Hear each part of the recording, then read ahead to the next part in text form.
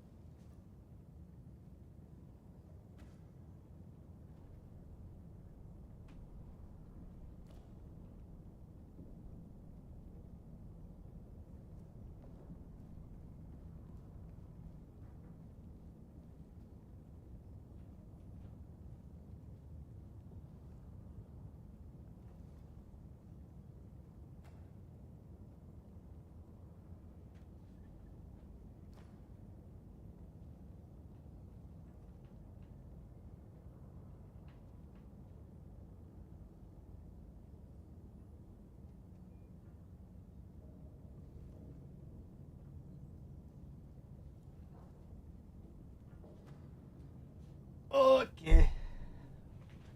I'm back. I heat up some food. I got a little peckish. Alright. Hello, Benzie. Oh, good song. I'm not much of like a pop enjoyer, but there's something about Dua Lipa. She makes a lot of bangers.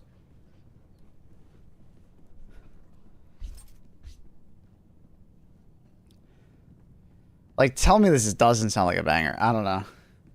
Something about the beat.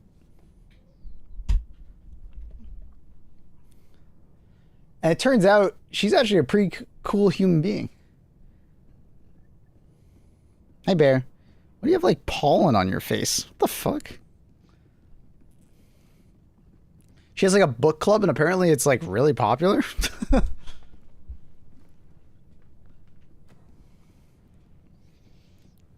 That's how I feel about Kesha. I never really got into Kesha's music. I just like randomly came across Dua Lipa's music and it was just like, damn.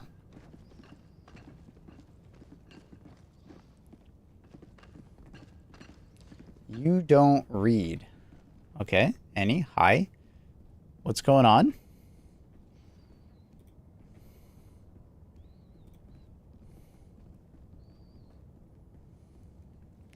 It was gooning to a World War II tank chick. Factory Strider sees Annie, immediately snitches.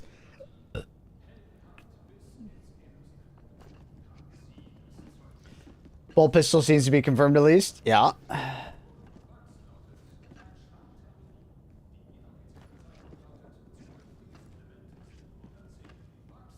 Hello, swords.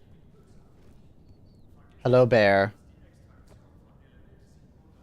Hey, bear. What's up?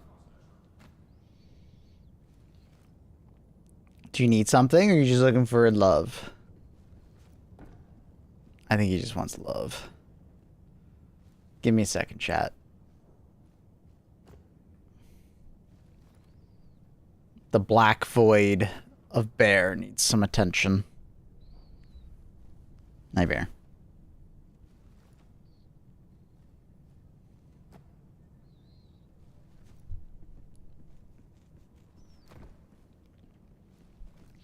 Hello, Shade. How are you, Joshy? California. I can't read chat, Bear, when you stand in front like that.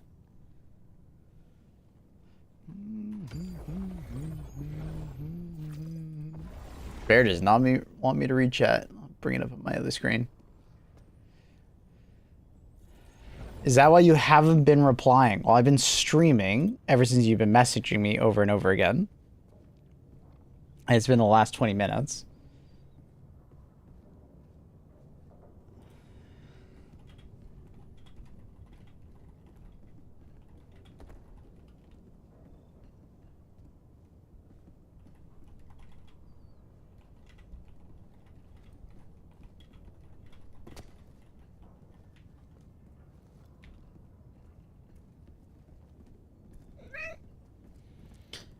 Hi, Bear.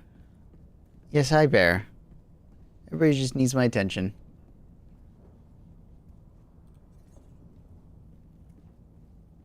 I'm dying with pain. I can see that. I'm so sorry, honey. She has really bad cramps right now, chat.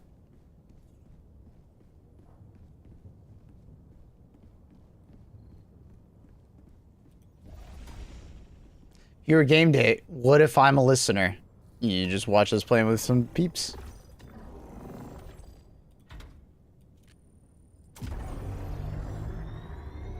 Hey, don't bite that. Don't bite that.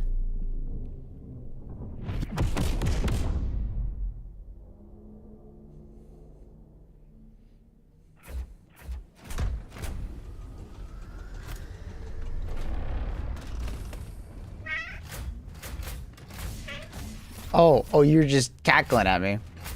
Well, you need to tell the whole world, Maple. I mean, you are telling the whole people. Oh my god, Annie. I didn't say anything. I just said she has some cramps.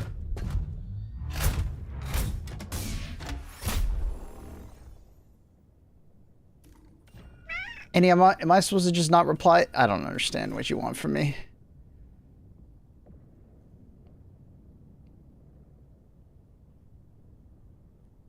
You made some comments to Hotel. What kind of comments?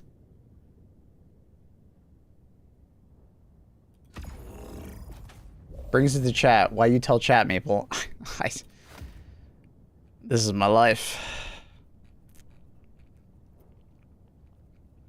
Everything I do is wrong. Could you call the devs and ask them please to stop making Predastrain unavailable? I can't replay as Rambo. I'm sad. Yeah, I don't have any control over that. I said pain, but I didn't specify cramps. Okay, Annie. I'm sorry.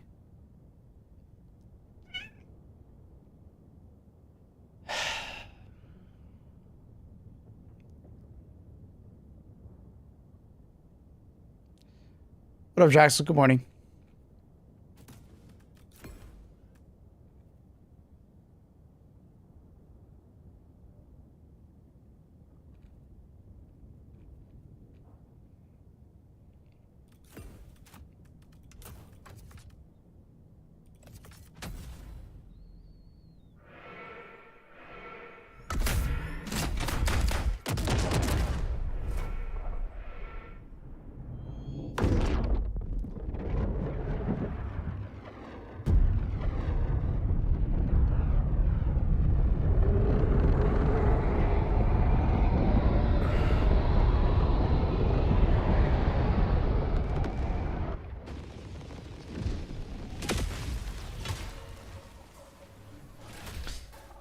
I'm gonna put you down.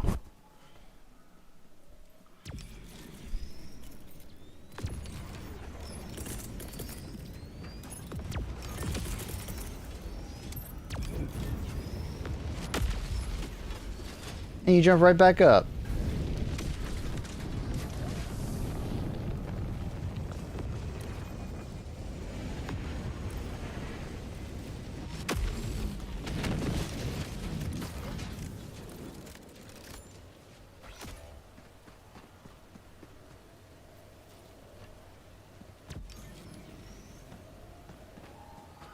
You gonna loaf there, Bear? Okay.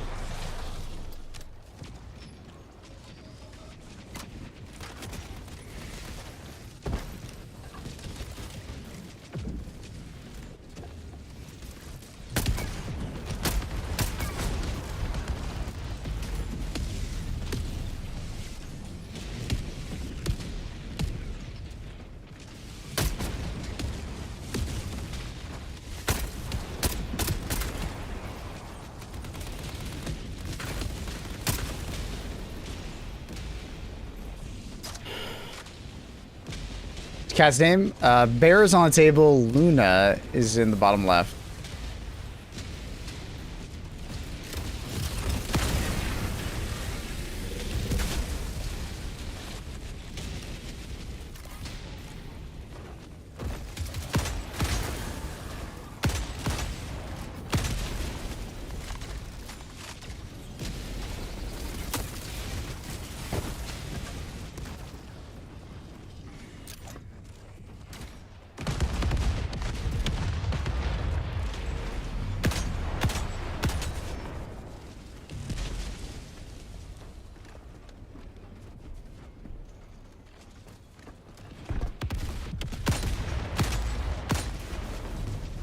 You gonna lay there, Bear?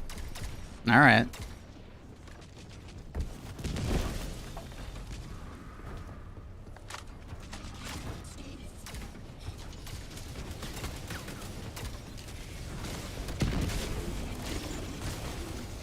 It's kind of hard to get some mouse space, Bear, but...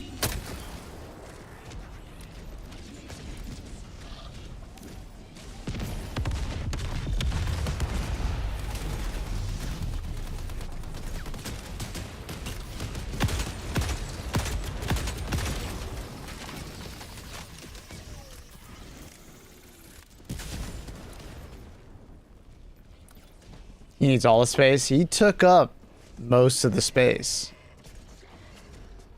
Oh no. Bear. I know that looks like a mouse, but you shouldn't play with it like it's a mouse. Let's not do that, Bear. Come on, buddy. Okay, Bear. Bear, please. Bear, you... No, Bear. Bear, don't bite that. Bear, let go of the mouse. Bear, come on. Bear, stop. Bear.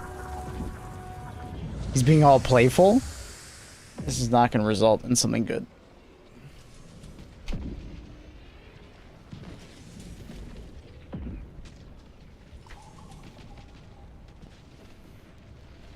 Bear, it's like 5 a.m. Why are you doing this?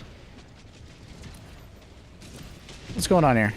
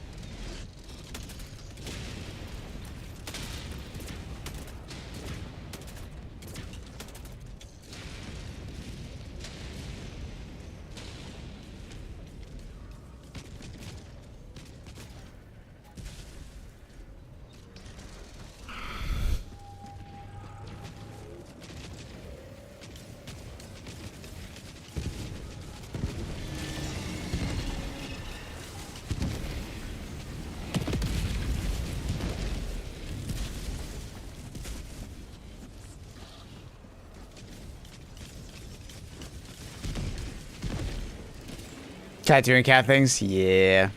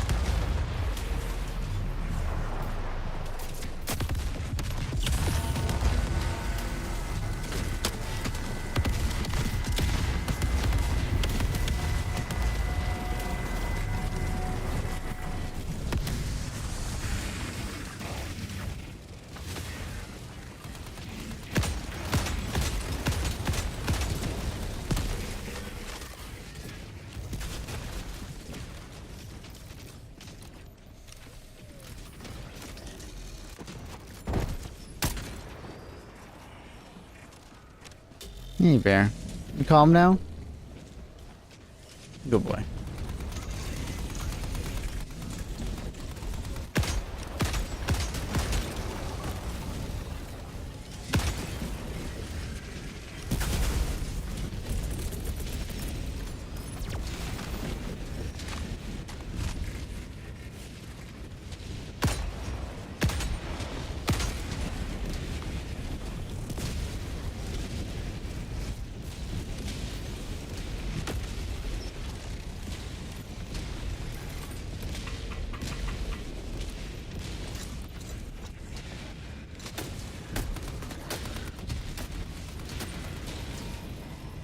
He's not normally like this, Garb. He's usually upstairs sleeping or looking out the window, so it's interesting to see him chilling with us.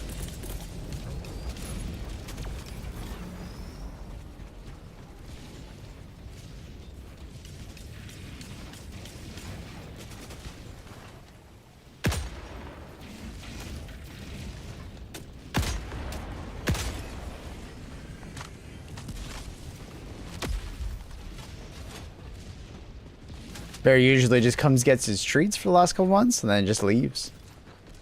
He came back down.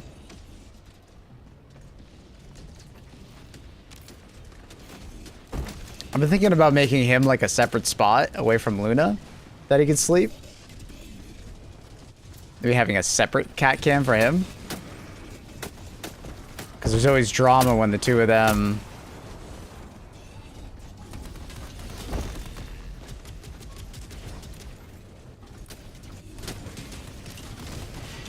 sleep next to each other.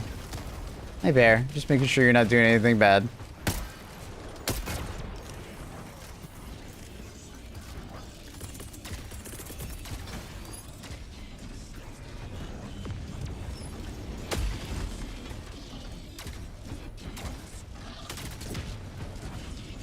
Stop and Maple, I thought they revealed today because I saw a countdown. Yeah, I mean, it's a countdown to the 30th. You saw the trailer.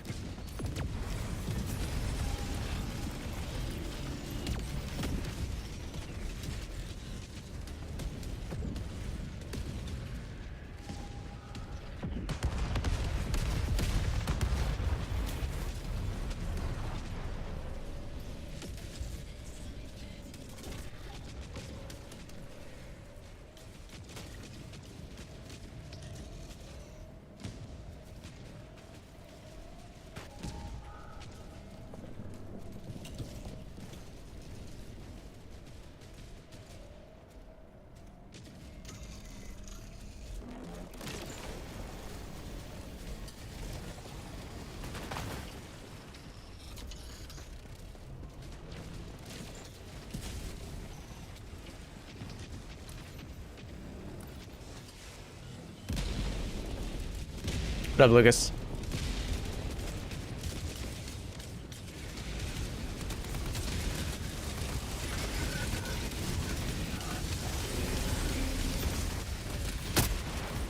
Oh, thought I had my AMR out.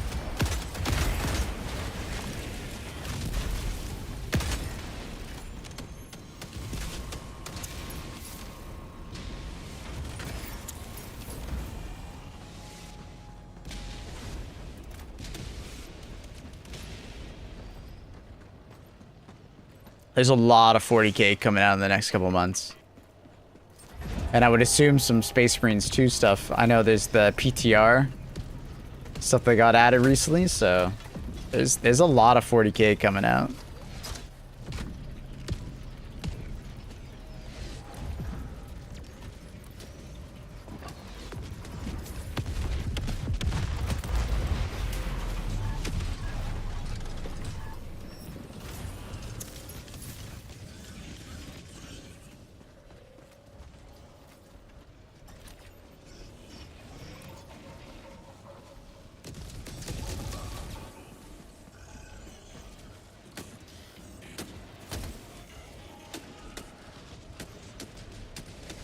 SM2 is not worth it until next year, probably. Well, what about that new boss? I thought that was coming out.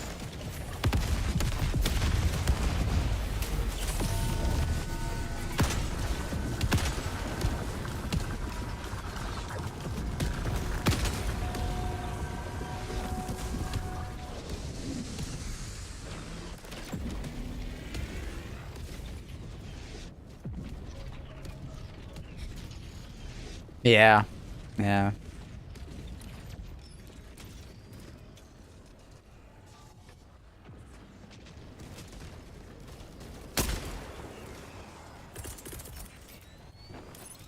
A lot of 40K stuff, honestly. You know, what's... a lot of 40K stuff that released was just bad. Let's be honest. It's kind of the thing that, like, kind of always kept me away from 40K for a long time. Was a lot of the 40K stuff that released was just, you know... like, even Space Marines 1, when it first came out across other games, it was just kind of, like, mediocre to not great. You know? It was... eh.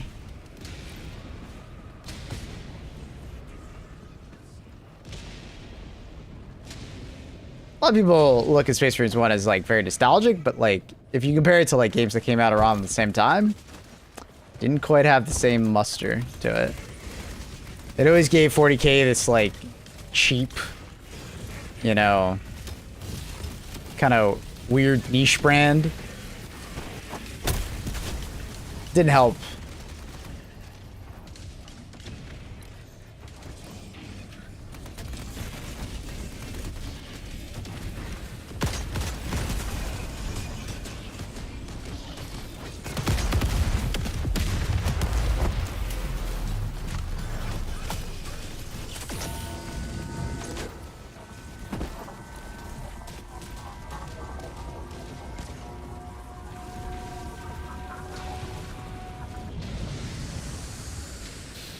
What does 40K actually stand for? The 40, well, they're in the 41st millennium in that universe.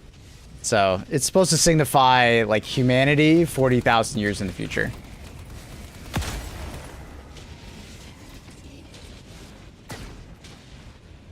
Right. All the crazy shit that has happened in 40,000 years.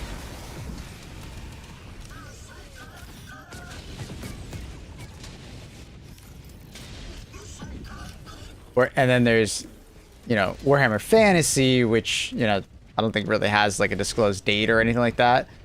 That's kind of like humanity if there was, like, a ton of, you know, fantasy, more fantasy elements to it, right? Living alongside us. What would happen?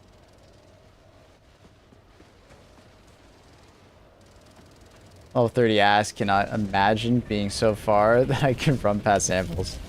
You'll be there soon enough. But hopefully we have some things and reasons to pick up samples soon.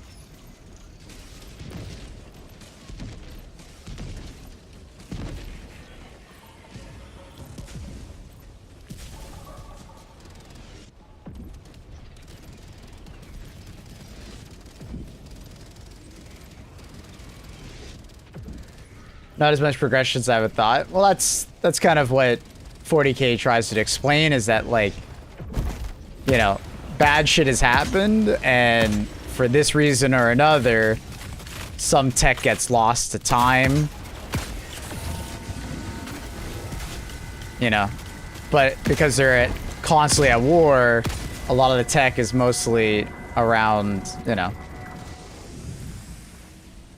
the Industrial War Machine, but also, like, there's a fear of technology because of what it's done in the 40K universe to humanity, right? It's kind of like if you watched Foundation, you know, they're afraid of AI because of what it's done to humanity, right? It's kind of the same idea in 40K. They're afraid of certain technology or pushing things forward. They're only okay with uncovering some things from the past, but inventing new things is, like, heretical. It's heresy, not heretical. Because it could be something that could actually, like, make things worse. So they're only allowed to discover some things from the past.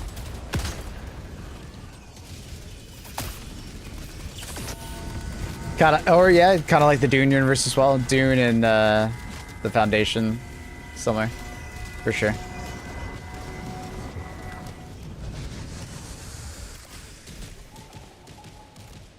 I did retry Space Marines 1 Siege Mode. Yeah, Siege Mode was kind of meh to me. I played a decent amount of rounds of it.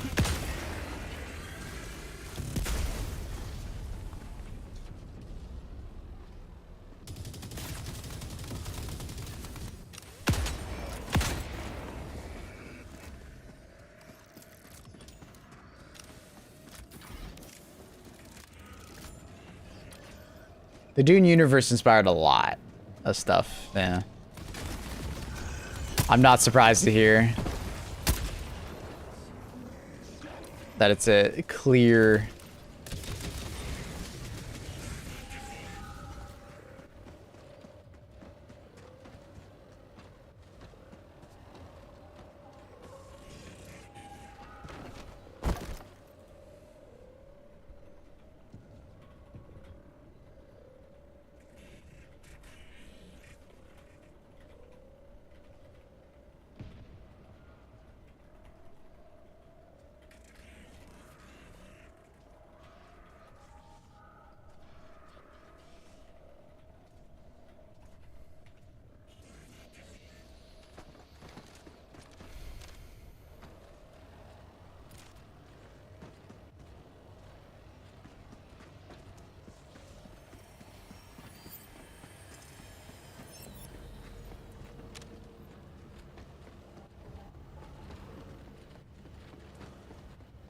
Like in Silo, yeah. TV show. Me and Annie watched, I think we watched one episode, maybe two, of Silo's new season. That's good so far. Really good start. Very interesting.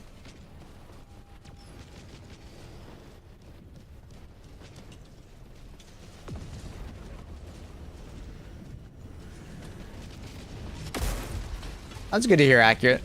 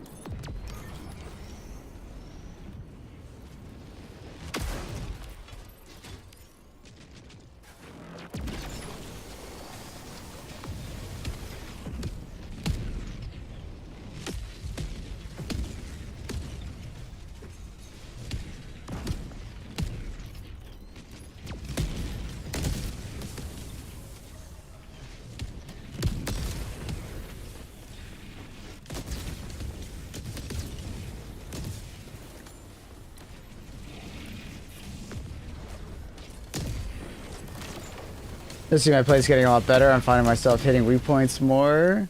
Use sensor for light pen. Nice. Sensor's fun. Better recognizing when I use some stratagems, escape or take advantage of my stealth armor. Nice. Yeah, a lot of early Helldivers is just kind of assessing what works and what doesn't work.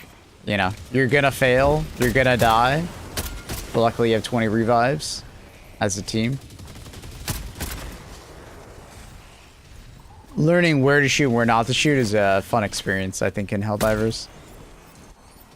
There's a lot of different weak points, and then depending on the weapon you're using, you know, some weapons will shine in certain weak points and some won't.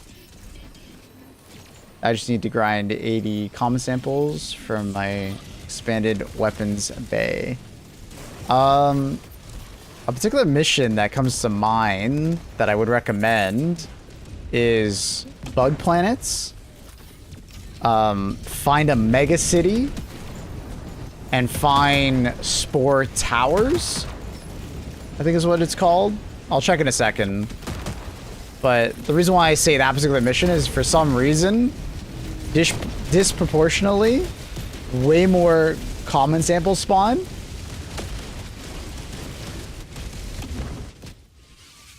So like significantly more common samples, and it's specifically around the towers themselves will spawn.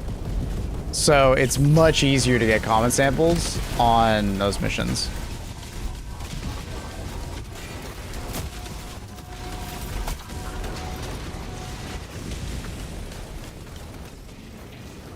Ew, bugs. Oh, okay.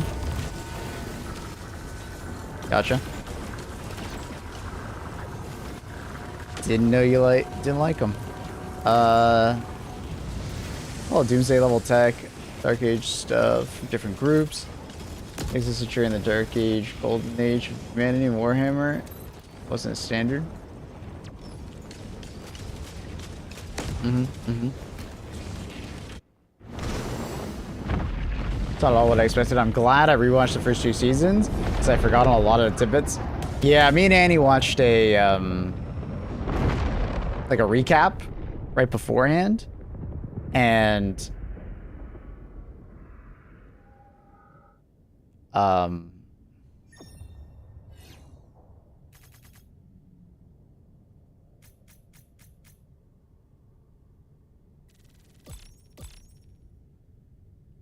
it helped a decent amount, but I feel like there's a lot of stuff that would have been better if I had, you know,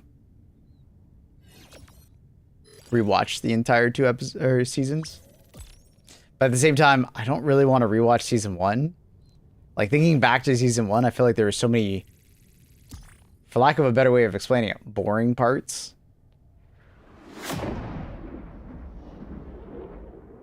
Last season they didn't do an official recap, but this season it's actually pretty solid. Oh, I don't think I watched the official recap.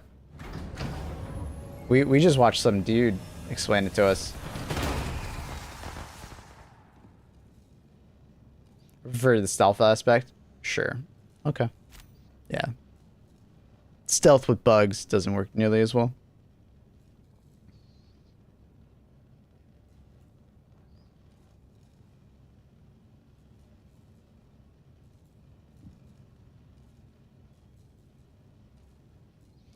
GG's, GG's.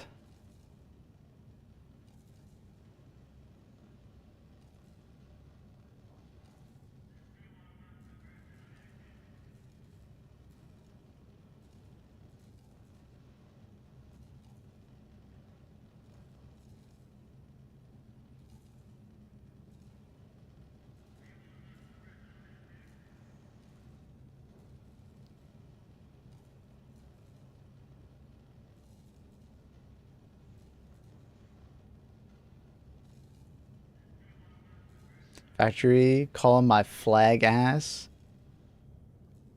That's 5 kills less. You guys are funny.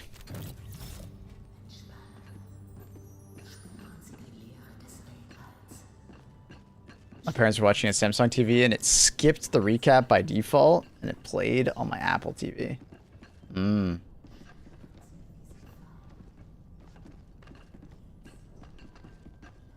I can't. I don't think it was on the platform we were watching.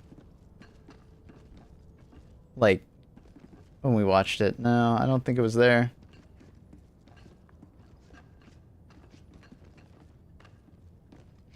I don't think it was there. All right. Joe and Draxel.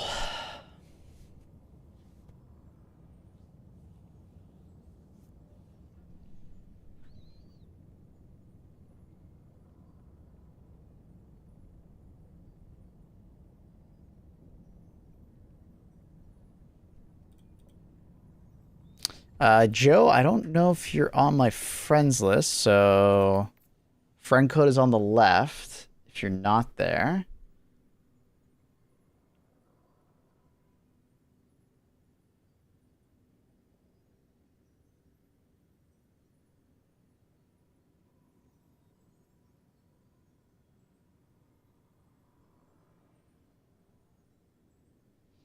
Just hope I can find a group of consistent people who enjoy long, chaotic firefights that can pull aggro while I do stealth.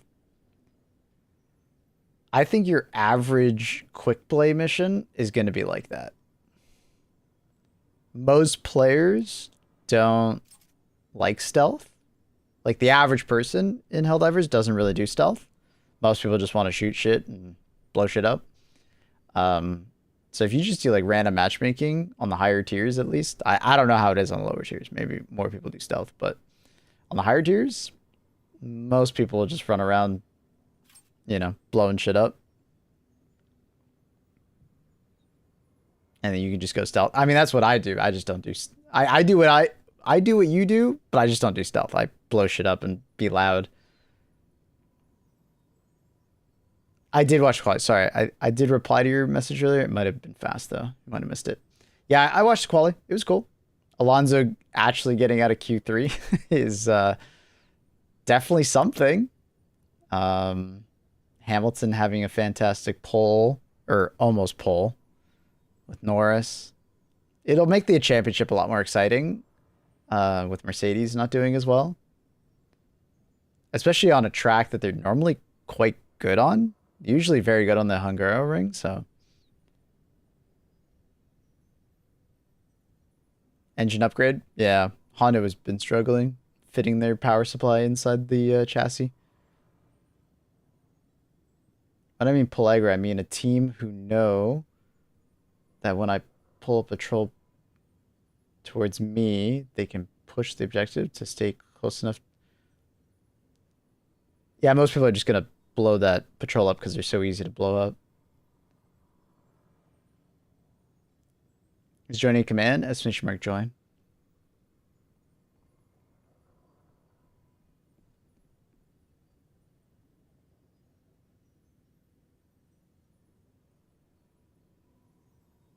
Sure, yeah, radio's absolutely right. Seif is a good one. I know Kai has a big one. Yeah, there's quite a few Discords that you can join to play with people. Sent the crowd. Oh, is this you? Oh, that makes sense. I read your name as Joe and I didn't see the click right. His name is literally right there. My bad.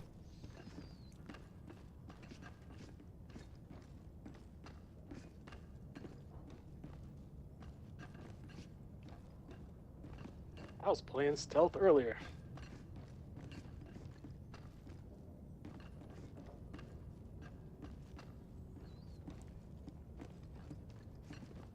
You doing a VC for people in game? Just in game.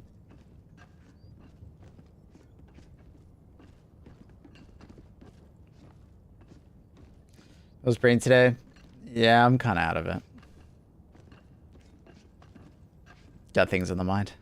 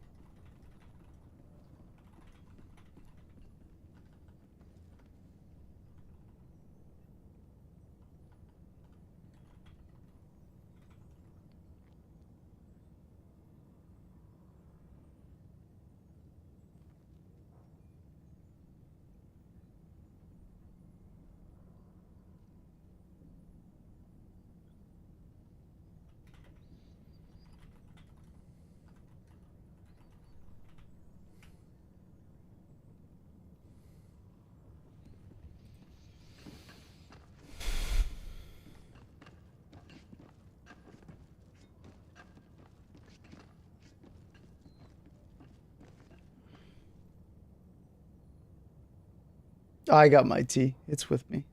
I've been sipping on it.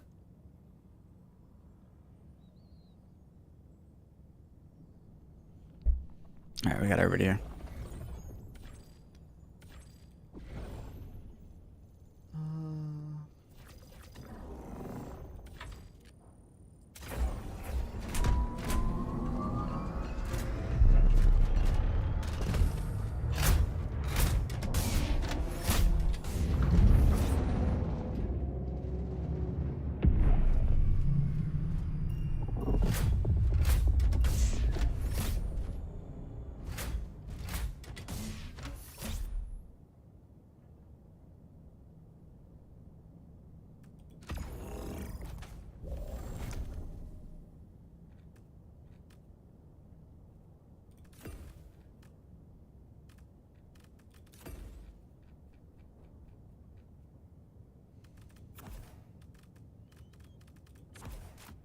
Do a little bit of walking barrage.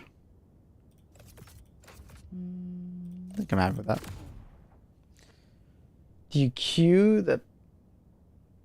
queue so that people can play a certain number of role, or people pull in as others leave? So basically, when you do exclamation mark join, you get added to the left column, and basically, you know, as we do a mission, a 40-minute mission, you know, I'll remove these names, and then these names will be added to the next group. It is organized based on sub-tier and how many times you've queued. So if you've already played a game, you're less prioritized. Props to Margo, indeed. It's been a little bit since we've seen Margo, though. Hope he's doing okay. Probably just busy with school, I assume.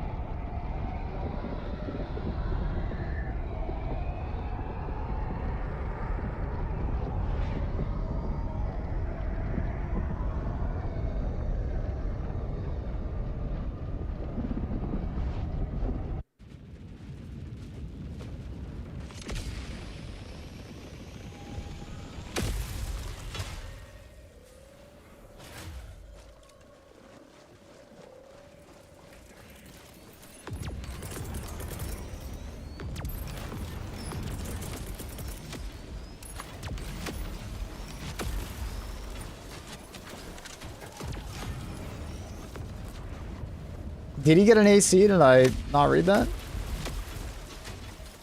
Lucky him.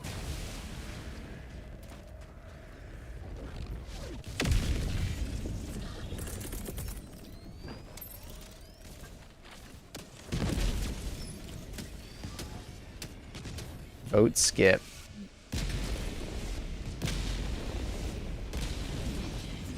Man, you guys really went crazy with the anime stuff, huh?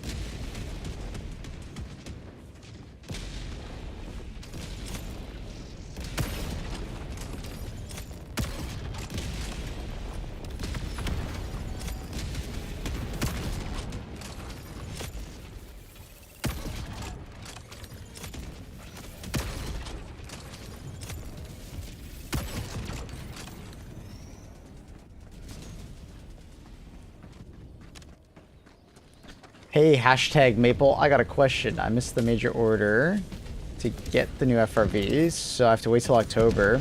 Is there a chance to get it now? Unfortunately, no. And I'll be honest, I read that the other day that the supply FRV won't be added to everybody's accounts until September. I feel like that's a really bad decision by Arrowhead. Like, October? I don't know. I don't understand the decision making on that.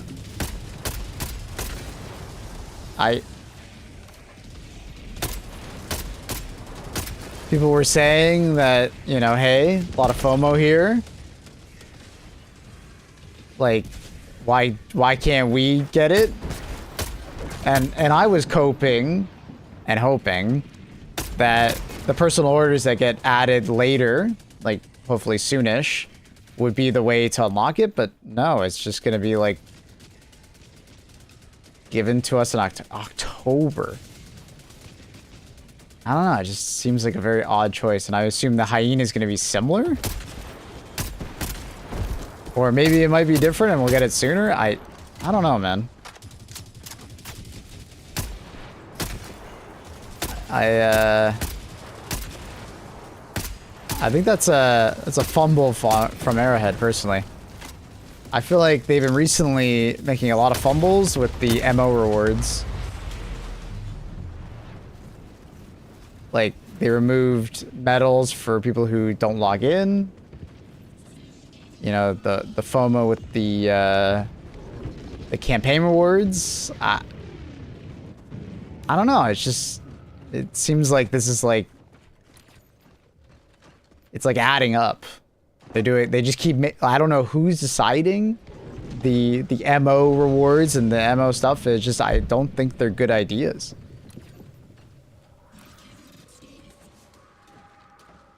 I think they're being unreasonable.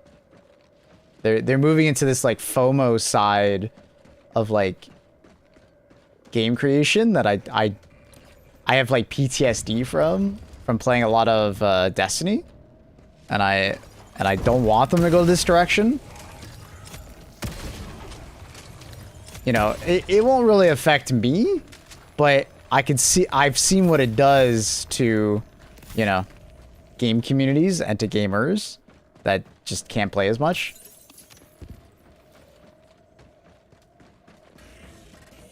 I would have guessed like a month max. So did I. I was expecting like, oh, maybe a month and a half. It sucks, you know, that you gotta wait, but like, you know, it is what it is. October? I don't know. I'm hoping they see, because I'm sure it's not popular. I'm sure people are giving them flack for it. And I'm hoping they change their mind on it, but like,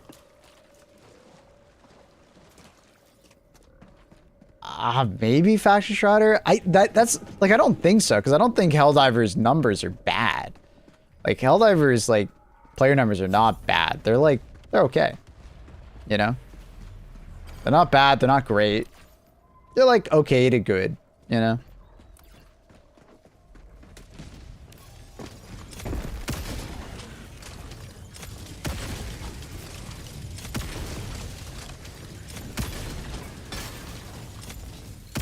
Before you gotta call them in.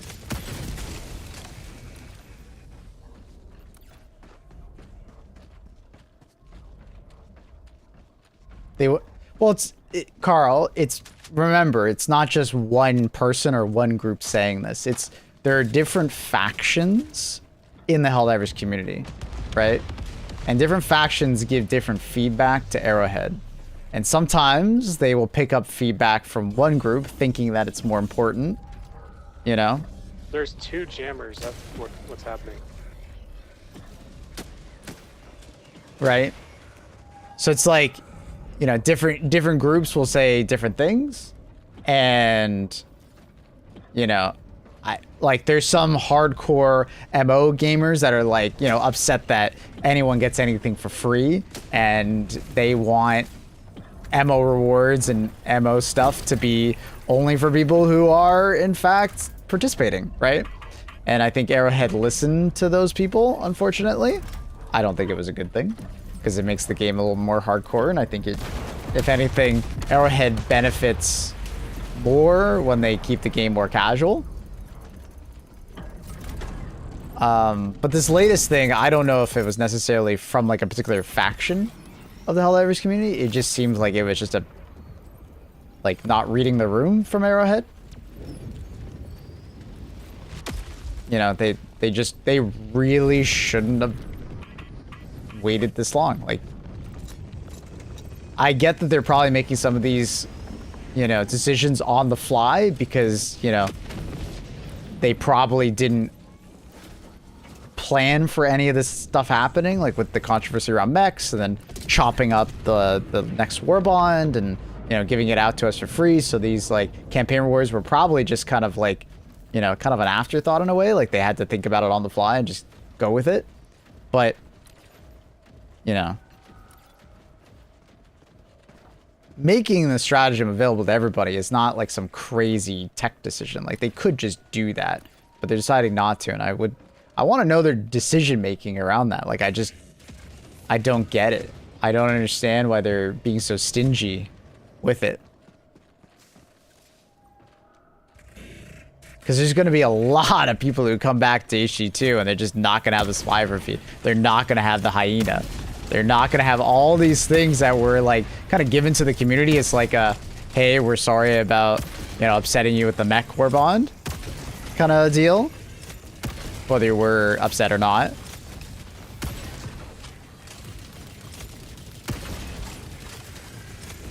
It's just... Hey, Maple, didn't they say they were going to have personal orders too with like rewards in the campaign? Well, that's what I always talk about. I always say that like I thought that like the supply FRV and the hyena would just be personal orders, right? And that was supposed to come out later this summer. That's what they said.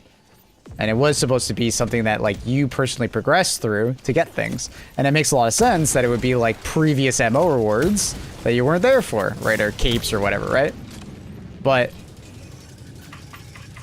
it doesn't seem like it is now that they've told us about the supply FRV. The personal orders are just something completely different, I guess? I don't know. It's very confusing.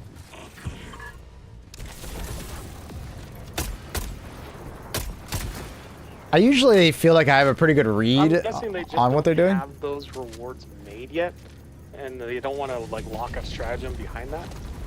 I mean, I feel like that would be the perfect way to do it, though. It's a new progression system for people who are coming back. People are always saying they want more progression in different ways. Like, it just seems like a slam dunk.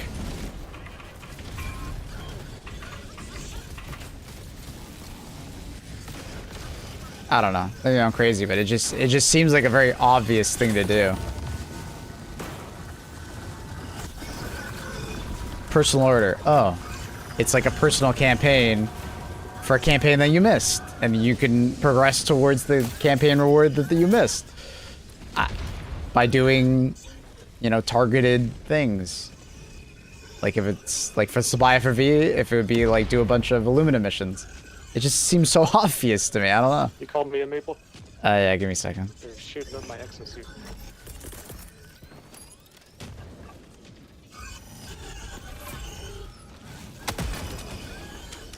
Elevation 2, but I've never seen a developer draw the ball. And like, I wouldn't go to that. I wouldn't go to that extreme. The vast majority of decisions that Arrowhead are made are completely overreacted by the community. Right? Complete overreactions of gamers. Like, it's frustrating as a content creator because of how much of an overreaction a lot of them are.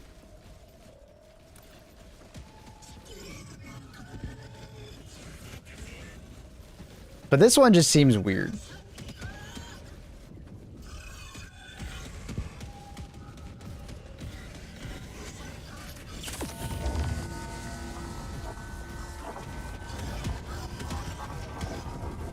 Like, I don't think Arrowhead has dropped the ball as much as people make it out to be.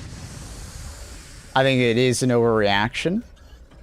And even this decision here is not like a drop the ball, the game's dead or dying kind of situation. This is no, we're not talking about Bungie here, right? Like, it's not like they're taking away 50% of the content, you know, increasing the price of everything, you know, slowing down development. Right? Like, this is not that, right? People do actively overreact to things in HG2 all the time. HG2 is in a much better spot than it was a year ago, right? Across the board. You may have your personal things that you would wish it would be this way or that way. I have mine. Games do that. No game will ever progress in a direction that you 100% agree with, right? Especially a live service game, decisions will be made that go contrary to maybe your personal faction of what you like about a game, and it'll go in a different direction. That's just is gaming. You have to learn to accept that as a gamer. You can't No game will ever be made for you specifically. You're not the target audience 90% of the time. You will most likely be outside the target audience because you will be in a group adjacent, right? But like objectively looking, Helldiver's in a really good spot. But they make like these silly decisions that don't really have any rhyme or reason, and I don't know who benefits from it. And it just makes me think like they just didn't think that it would be a big deal, but you know, or they just didn't think long enough on it.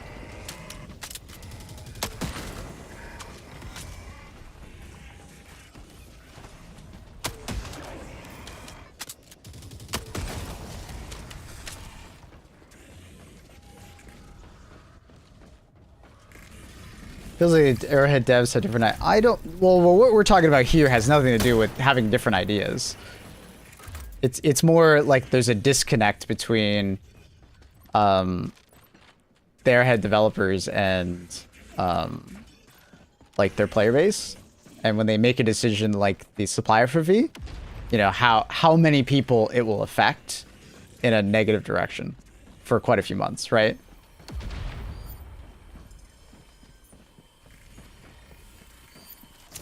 Like the pen changes coming out of nowhere? What pen changes? I don't even... You mean for the... You mean for the Hive Guard? I mean, I like those changes personally. That's a brain dead take, because the pen changes actually was a buff. Yeah, Justin, the changes to the Hive Guard were actually good. Our vehicles are stronger than ever. I don't. Is he talking about the Hive Guard or is he talking about vehicles? He's talking about the enemies getting upped AP. Oh, yeah, that's not a bad choice at all. Yeah, I completely agree. Arrowhead did a really good job on those changes. People just don't understand them. Our vehicles have never been stronger. They're like borderline OP.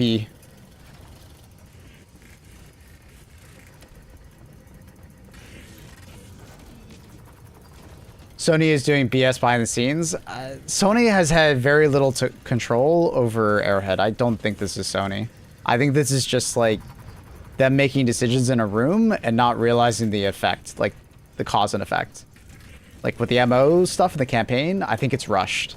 I don't think they were ready for a lot of this stuff. Like I said, the campaign rewards, like Supply for V, was probably a rushed decision because of the reaction of the mechs. And it led them to make a bad decision.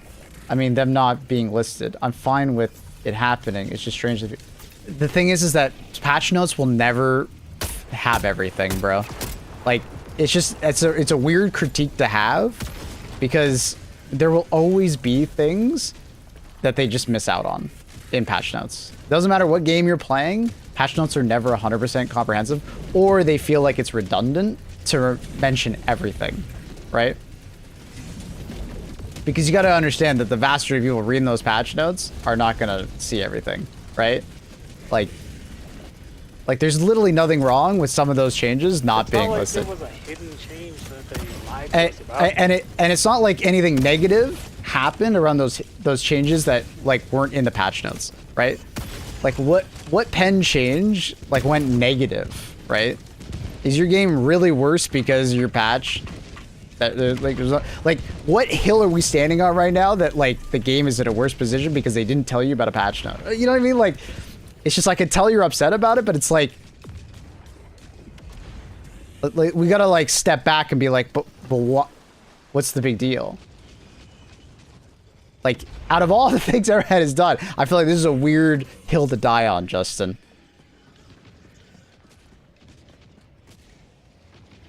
Yeah, that's what I'm trying to like bring. It's just like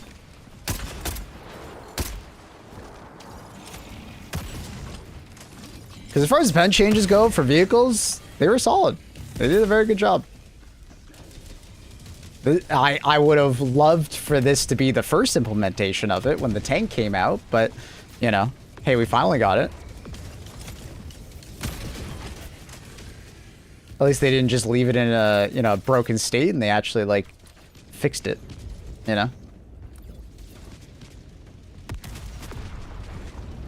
I think Sony could be butting in, trying to give deadlines, but everything you're saying is pure speculation, No.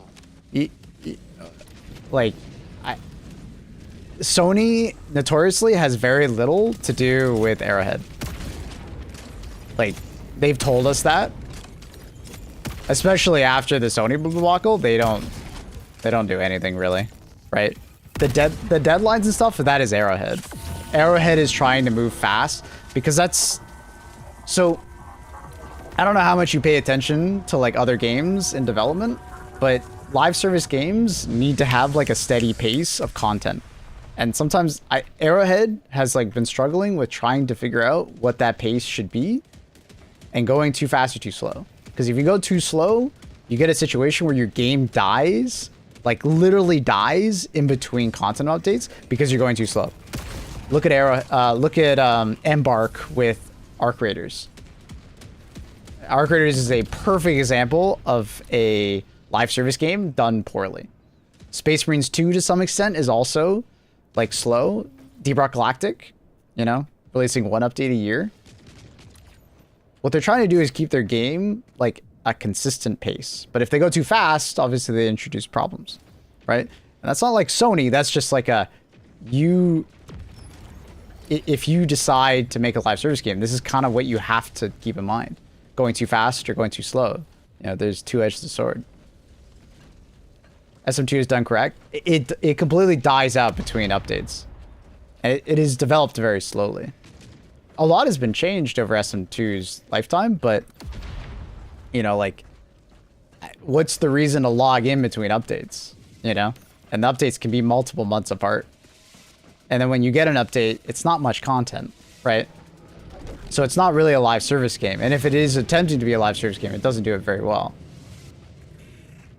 SM2 is a great game, but it's not a great live service game. Does that make sense? Don't get so defensive. The prompt wasn't even popping up. We're talking about SM2's live service, right? Deep Rock Galactic is a fantastic... You guys are not understanding my context. I'm talking about live service games and how live service games are done well, right? But like Deep Rock Galactic is a live service game. It's not very good, right?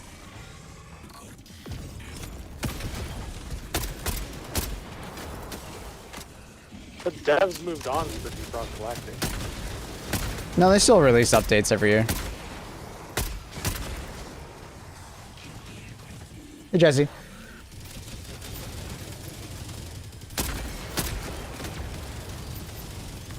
I thought it was the first player. Oh, sorry, Inquisitor. I misunderstood your statement. You thought it was done. No. No. SM2 has been adding content over the last 2 years. Sorry, Inquisitor. I misunderstood your comment. I thought you meant like SM2 is done correctly. You know what I mean? Like that kind of statement. I misinterpreted what you said. I was like, no. Like, their live service is really slow and not very well done. Doesn't really keep the gamer around.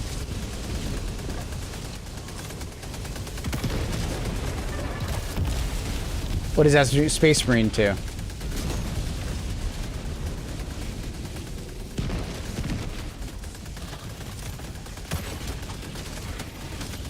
Oh, I didn't know that. I didn't know it was mostly made by an outside studio.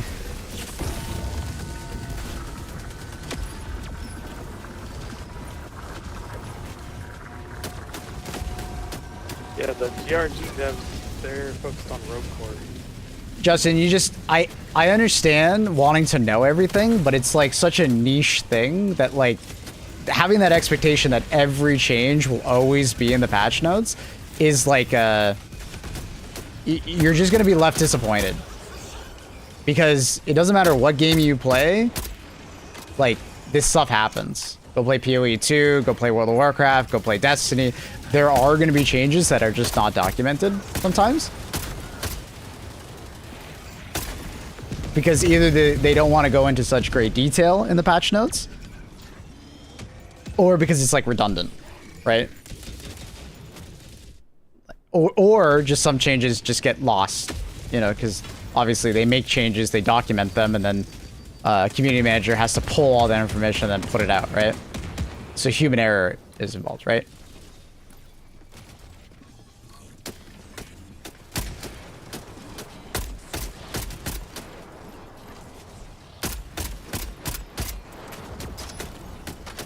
But like, you're not the only person in the HG community to have that opinion, and I think it's like, it's being mad for the sake of being mad kind of take. That's why kind of like the HG2 community kind of gets a bad rap of just being angry about like the most niche things sometimes.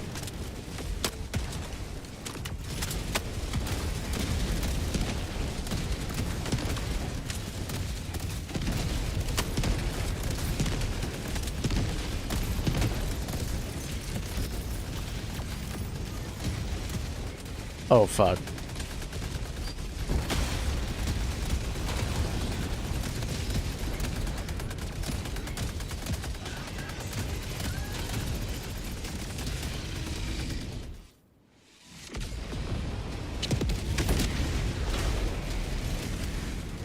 A semi-live service with Warhammer 40k. Yeah, Space Marines 2 is a good way to describe that, yeah. For sure.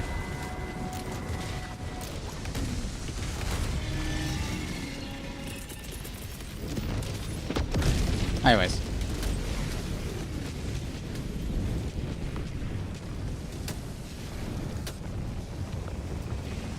Going back to what we were originally talking about.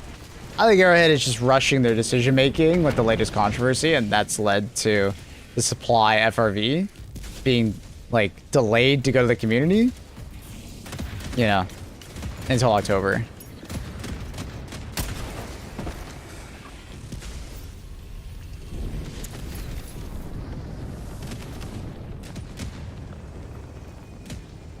That's my guess.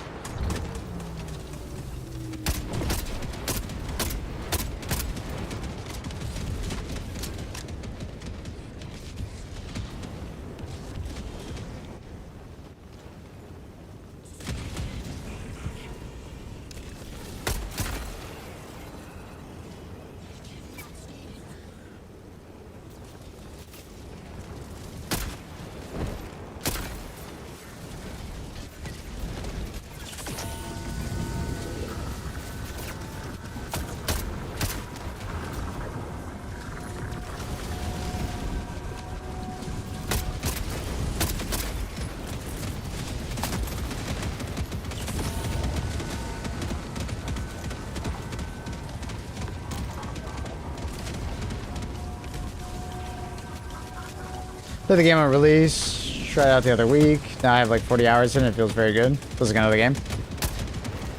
The game is a lot more polished than when it first came out. There's a lot more content.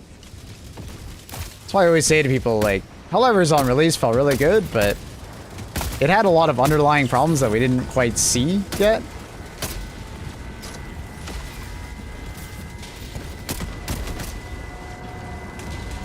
But also, you know, plus change as far as like power. So if you're somebody who wanted a lot more power at release, you gotta know. Love that from where I was trying to say. I think it's like a mix of Arrowhead trying to fix their mistake too fast and possibly so. I think it's, yeah, I think it's definitely them trying to fix their mistake. I don't, for what I understand, Sony does not have as much influence as you think they do.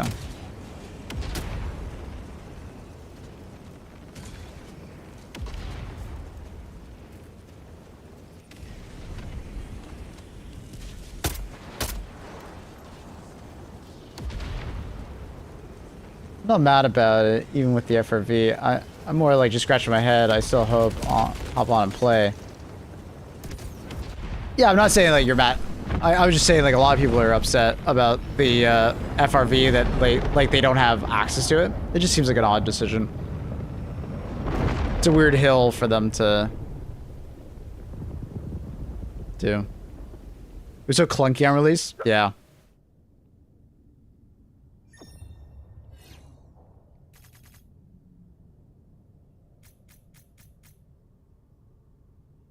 Only time I was mad was the introduction of the burrowing faction, weird host bug.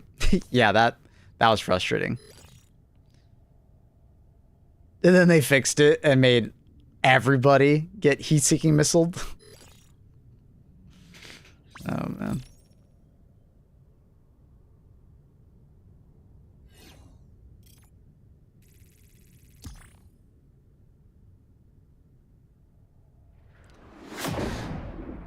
Yeah, I'm not saying that like Sony is not at the table at all. I'm sure Sony is there, but I have a hard time believing that they are, you know, influencing any of these decisions. Because if anything, I feel like Arrowhead has gone in the opposite direction to Sony. They're taking longer between updates. They're chopping up war bonds, giving them to the communities. You know, they're kind of doing the opposite of what you think corporate Sony would want. Like if you like zoom out and just look at things that Arrowhead has changed over time.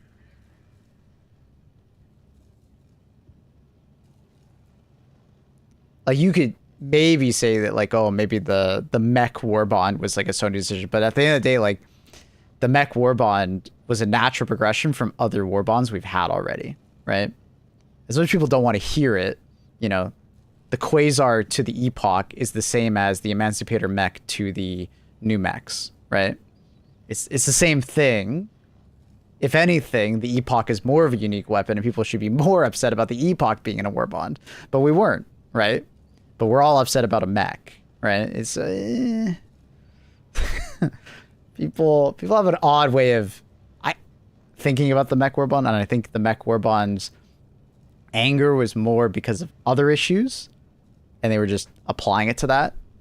If I have to like retrospectively analyze the situation, because like from a pragmatic standpoint, the mech war bond is not a big deal, and I can understand why Arrowhead made it.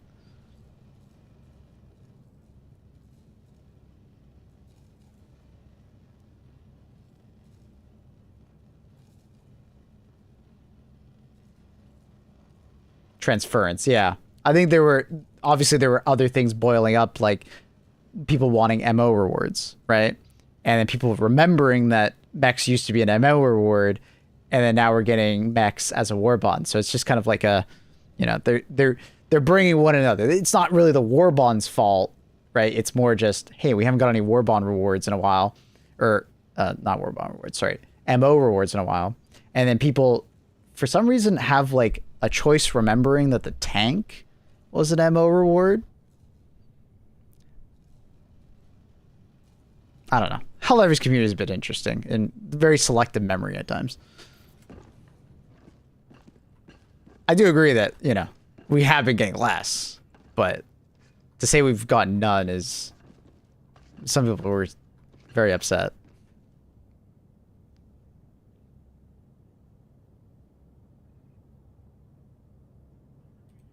It was part of the MO, Inquisitor. It was part of the Cyberstan attack. It just wasn't. There wasn't a lot of fanfare around unlocking it. So we just kind of got it more or less at the same time as Cyberstan.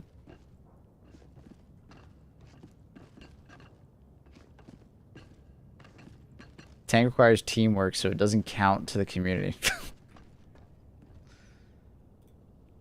I don't think I will ever hear the end of the tank should have a swiveled main turret. Feels like every week I get someone saying that.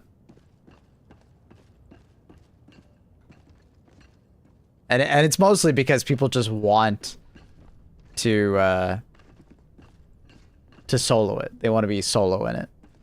They want it to just be a better gamer chair. And I think it should require teamwork. It's so powerful. Tank is barely used. I mean, in the grand scheme of things, how many stratagems do we have? Right? What is barely used? Right? You know what I mean? Like, how many stratagems do we have? Like, what are you comparing barely used to? You know? We only get 4 stratagems, and there's so many stratagems that we have. I don't think the pick rate on the tank is that low. I do see it a fair bit, especially now that it actually is very tanky. The tank was also not as good as it is now. Yeah, the tank's a lot better now. With your armor changes, it's way more consistently tanky. It used to be tanky before, but if there was like a lot of explosive damage, your thing just got wrecked. Like we had plenty of situations where the tank was just surviving. But if the wrong enemy starts hitting your tank, it could die really quickly.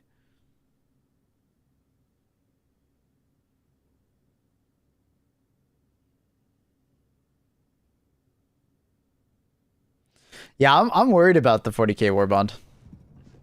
Because we've talked about this before, is that normally these legendary Warbonds are more or less cosmetic and they're just side grades, right? That's kind of like, I think it's a design philosophy on purpose. So these Warbonds don't feel like pay to win or like, you know, oh, they're more expensive, you know, but you're buying all that power. They're side upgrades, right? STA 52 and the STA 11, absolutely side grades. The Plaz 39 accelerator rifle is a unique one, but you know, it's not too distant from like, you know, Purifier or something like that. The Halo Warbond still is mostly just a side upgrade on a lot of the weapons, you know, just with suppressors on them. So, but I think if they did that for the 40k Warbond, 40k gamers have a way of wanting extreme power. There's that expectation that anything associated to 40k is very powerful. So if the 40k Warbond doesn't come out and doesn't meet those expectations, I think there's going to be a lot of people upset.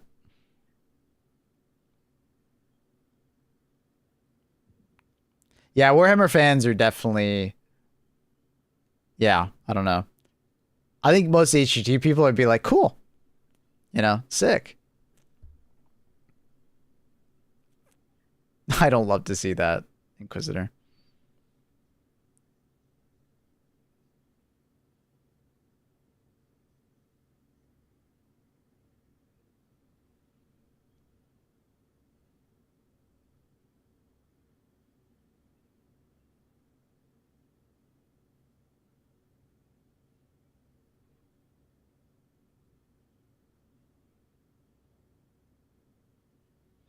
Look at Space Marine 2, it literally appeals to the power fantasy. Yeah, because I mean, you're a Space Marine. But I think people are going to apply that same logic to Helldivers.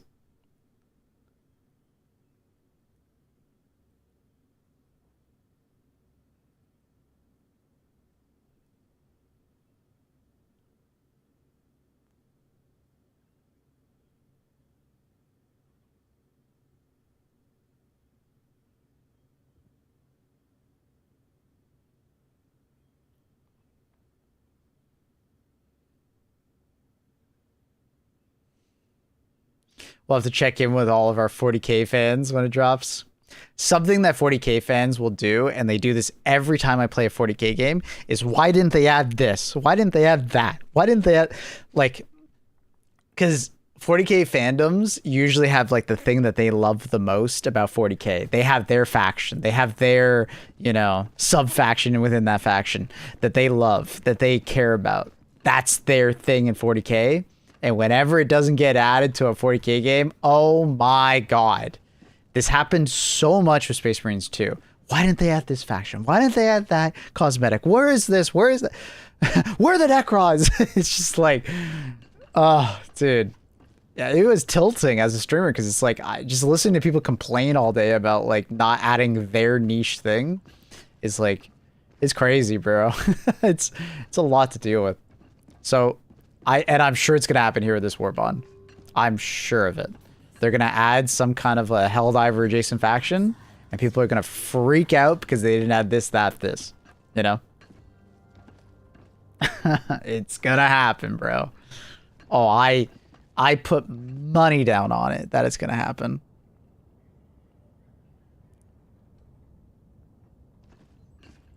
We didn't get an exterminated stratagem. Yeah, so I know it's gonna come. I know. I'm preparing myself mentally for it. Are you looking forward to the release day of the 40K Warbond? Not really. Mostly because of that what I just mentioned. Because I know if it's not like super overpowered, people are going to be upset about it. Big Dog and Gabig. Friend request. Friend code. Feel free to add me. And if there's anyone else like to join, feel free. Just Nukem will grab you if no one else joins.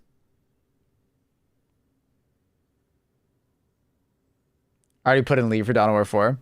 I'm excited for Dawn of War 4. Can I get the code? It is on screen on the left side.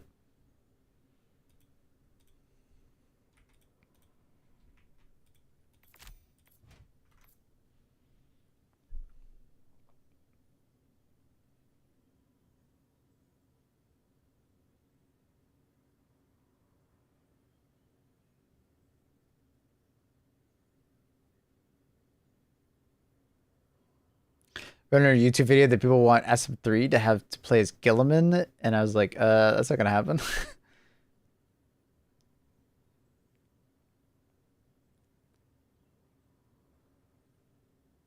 The $1 million question is Helldivers 2 worth it in your opinion? Absolutely. I think it was worth it, you know, a year plus ago. 2 years ago when it first came out. There's so much more value in this game now than there was 2 years ago. Helldivers has had a bit of a rocky existence as far as tech issues, but I think right now we're in a really good state of like tech in the game. Runs well, very little in the way of crashes or like anything like that, so don't expect like 144 to 240 FPS at all times. You know, especially when shit hits the fan, but you know, I think it's definitely worth it. But as far as like content goes, you can keep your time occupied a lot here, especially if you're like a more of a free to play gamer where you like to grind for currencies and stuff like that to get everything for free. There's a lot to do in this game that way. If you want to swipe the credit card, you can save some time, but you definitely don't have to.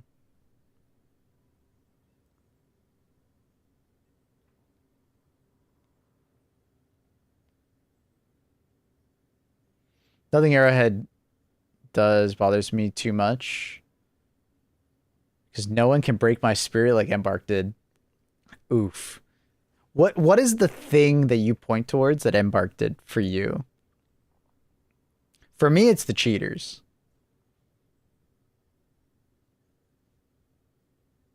For me, it's failing to deal with cheaters and being too relaxed on cheaters. That's the thing that like kind of just pushed me away from the game.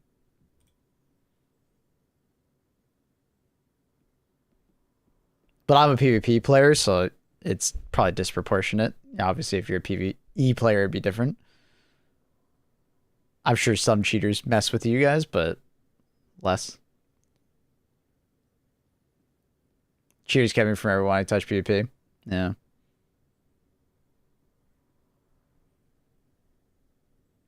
Good song.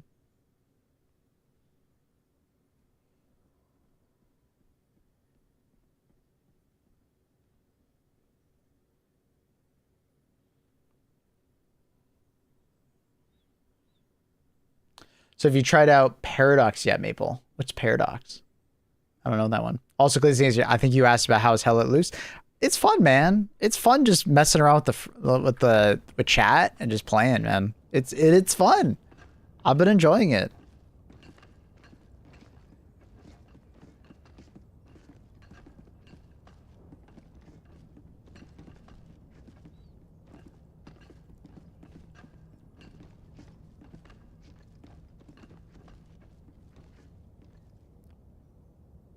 Fane, feel free to join up. Sorry, I didn't say anything.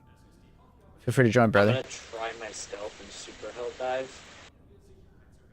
First time doing this too, so if I die a lot, please forgive me. It's okay, dude. The important part is have fun. Loose, last beta day is tomorrow, by the way. Thanks, brother. I'll have to ask you guys what you guys want to do later in the stream if we're playing Hell Let Loose, if we're going to play Killzone, or not Killzone, Killing Floor, or if we're going to play some Mecha. You guys will have to let me know. What do you guys want?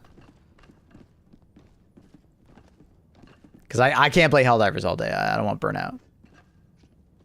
But what do you guys want to do? Ever seen the strange state of Arc Raiders cheating anywhere else? Cycle didn't count because it died before I could see it. The cycle was painful. Yes, Mecha Chameleon, aka I don't get to do anything because I'm colorblind as fuck. Oof.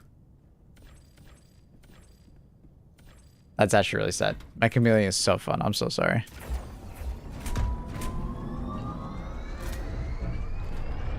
The Hell Let Loose is basically Mega Chameleon since you hide in the trees. I mean, it might be a bit weird, but like, we can make it work, I think. We'll just be like 2 squads or something like that. I've heard is a lot of fun. I've seen gameplay, but every time you could have the shittiest art in the world, and I cannot see where you are. Yeah, that's rough.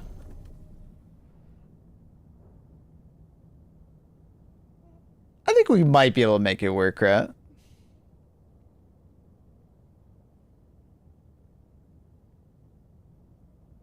Oh, Paradox and Deadlock. Oh my god.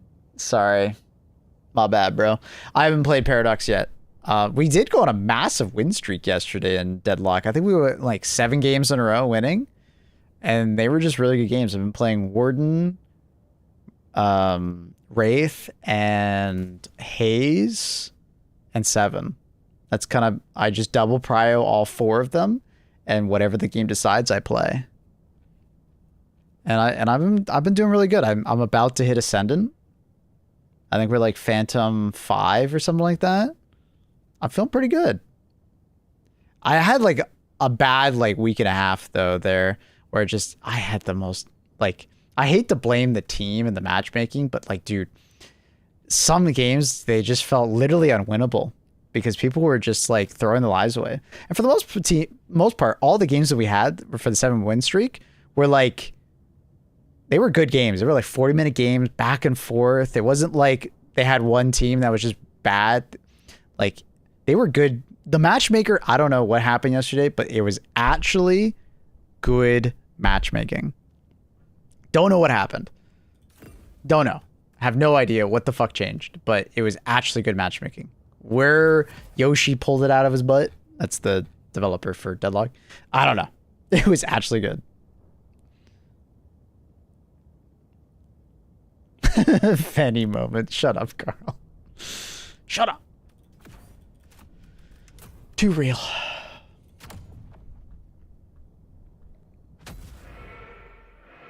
Wait, I'm confused. Oh, I got confused. I thought Fane was joining, but Mr. Nukem joined. That's fine. We'll make it work. I guess Fanny never joined.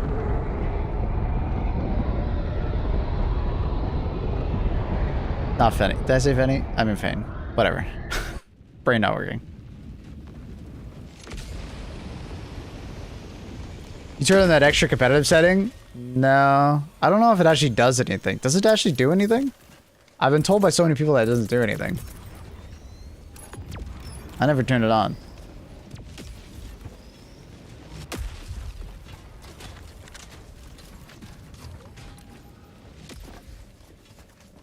Sneaky shit. Make sure to pick up samples for our Hobie.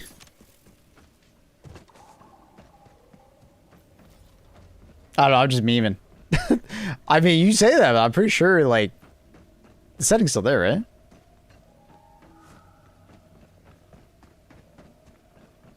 Fane, we'll grab you on the next game. And we do one for... with Fane? That's okay, you can stay now if you want, unless Fane wants to join. You guys can work it out, I guess. I got confused too.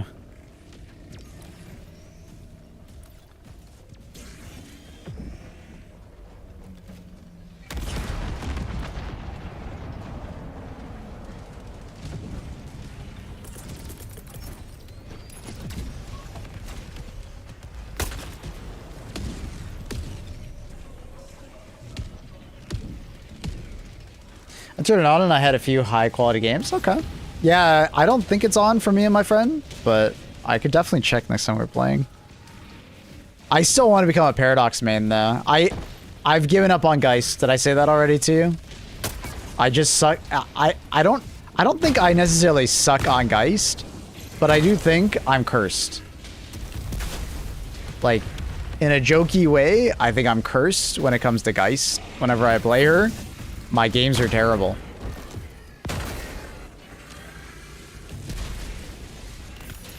Like, I have a pretty damn good win rate in Deadlock. It's pretty high. I'd say it's pretty respectable. I think my win rate on Geist is like 30%. Like, it's so bad. It's like I'm not doing like bad on Geist, but it's just like usually the games that I pick Geist, I'm playing against like super sweats, and I can't get like a lead, I can't get anything. And usually I have a team that like feeds super hard, like to a character that just like very well counters me, and I'm just like, well, fuck. If you get one good game on her, you'll be hooked. Maybe. Maybe. I'm excited for the Warhammer Warbond, same. I've been good, Wahlberg. How are you? Welcome back. I've been good, just playing a lot of games. When you lean into those decisions... Oh, they don't hear me? They don't see me. That shows never understood. Like, when you're describing the revamped Trials and mentioning, like, taking damage from, like, pops is good. Oh, dude, yeah. Yeah, Trials went in a really weird direction. I didn't mind, though, because I just avoided Trials. It's like, whatever. Using the spear is super fun. Watch Kai's video. I'm hooked on it. Nice. Yeah, the spear's in a good spot right now.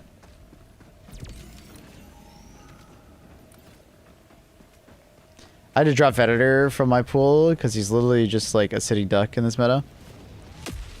I stopped playing it because I got bored. But I'm also not very good at like melee in Deadlock. It's one of my weakest points. I feel like my movement at this point in Deadlock is acceptable. And I feel like a lot of my my shooting and my ability usage and stuff like that is good. But I need to be better at melee with Venator, and I'm just not. So I don't use his shotgun as well as I should. I have a great win rate with him. I think I'm like 65% or something like that with Venator. It's just... I don't know.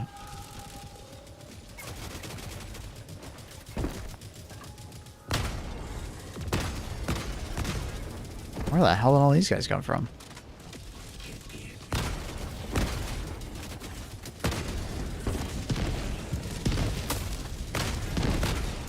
Who knows where that strategy jammer's at? Oh, never mind. It's right behind me.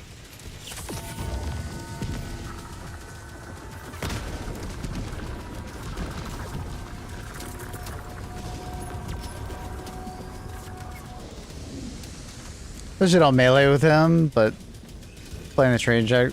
Yeah. Like, I just always feel like I'm missing out on a lot of damage opportunity.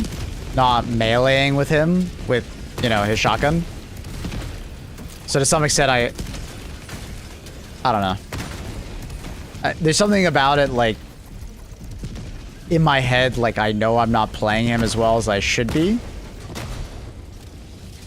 Which is kind of affecting me. I probably will put him back in my pool at some point, but...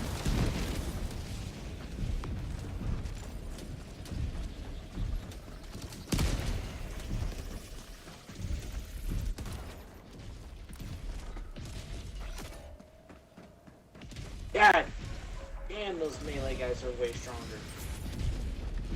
Wish you didn't have drag, like, it's a rocket. Maybe need some backup over by that stratagem chamber. There's a lot of bunkers. What do you mean drag?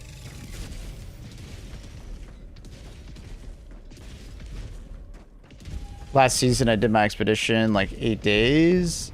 Had nothing to really do. Ended up getting literally nothing for departing. Just maintaining my bonuses. Yep. Yep.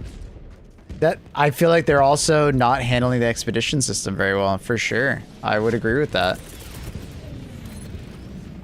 Has drag, so it does less damage than where it travels. Oh, that's what you mean. Yeah, all projectiles in this game have it, which is very weird. Even rocket-propelled ones. Is there a situation that it actually matters, though?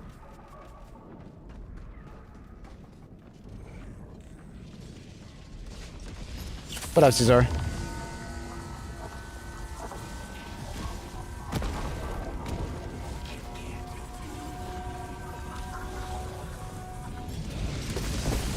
Walkers? Well, I mean, you're never going to one-shot a walker. You don't need 4,000 damage to one-shot a walker.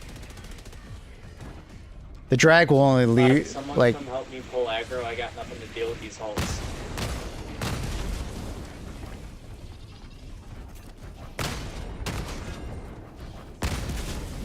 AT, command, and pistol don't have it? No, the big ones. You mean the Factor Shredders? I mean, their total HP pool is like, what? 10k? I don't think enough drag is added to the missile for the TTK to actually matter, or the number of missiles necessary to actually matter. No, you can one-shot Factor Shredders if you hit them in the head. So the issue here is more not the drag, but it's actually the fact that because of the tracking system with the spear, it makes killing them less reliable, right? Because you can one-shot a Factor Shredder if you hit him in the face, or it might take 3, or it might take 4, depending on where the rockets hit, right? That's the weird part of the spear. It's not actually the drag that is affecting you. It's actually just the fact that it's tracking to different body parts. Like the amount of drag, the amount of damage lost on the spear, I'm sure is not very much. Maybe someone could tell me exactly how much damage it loses over distance, but I doubt it's very much.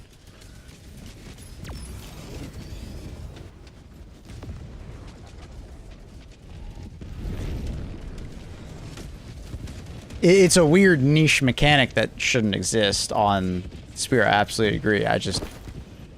I don't think it's as impactful as you think it is.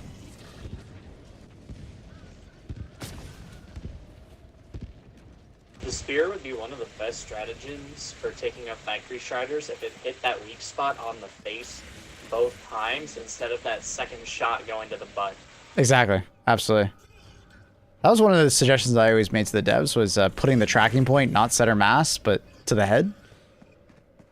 Or allowing us to laser designate it.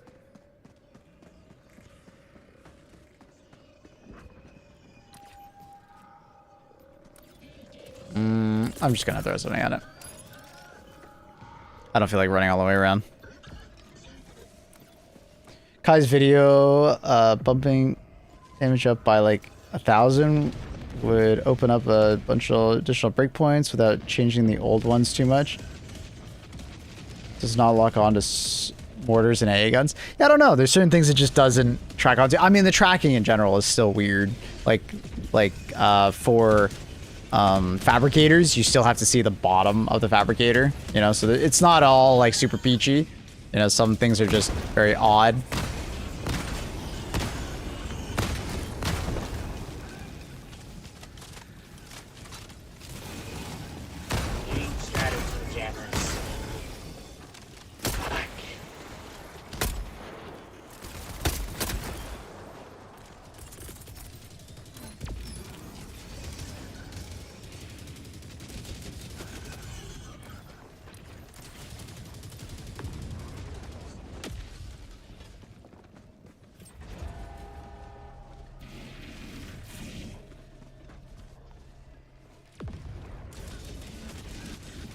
I think it has different targeting because it's a different system, right? Like it's a big missile launcher rather than, you know, the pistol.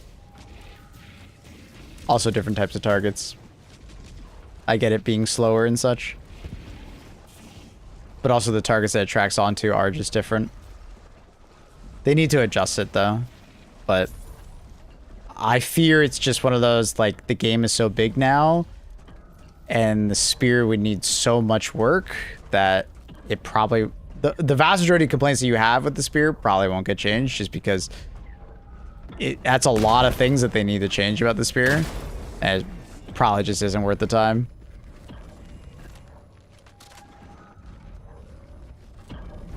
Yeah, I think Carl's also correct on that.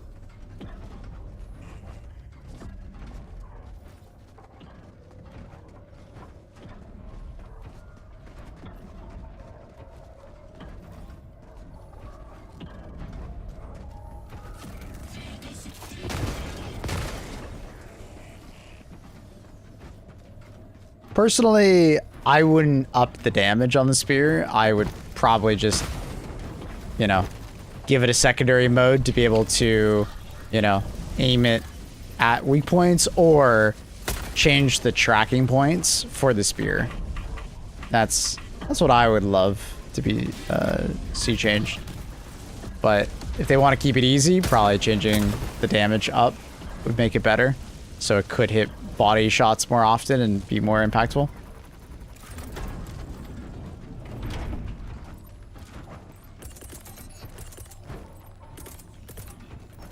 They made the recoils less OP, the spear would have a place.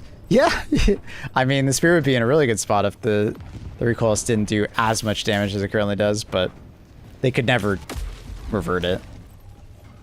That's pretty much just not an option. Even worth discussing.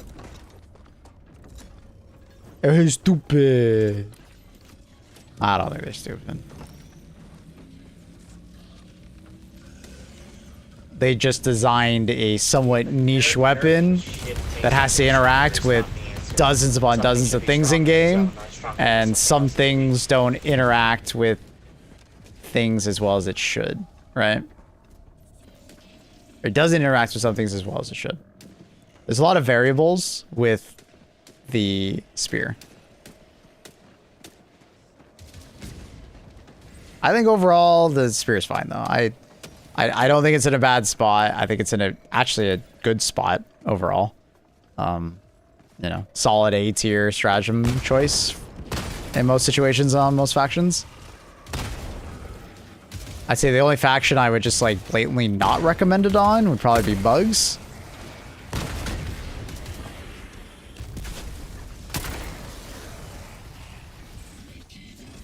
But in the right context, I think it performs quite well on Illuminant, and it shines quite brightly on bots. Especially now that tanks got buffed.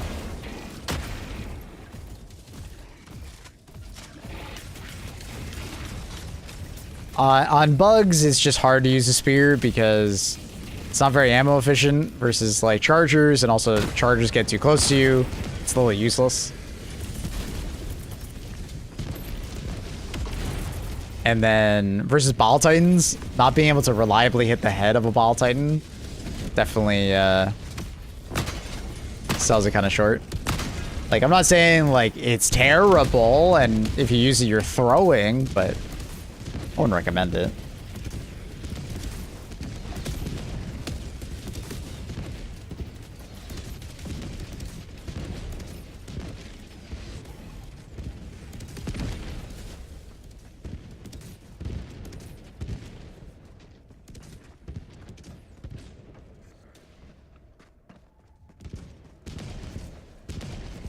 Yeah, does anyone actually know the math on how much damage is lost for meters traveled for the spear?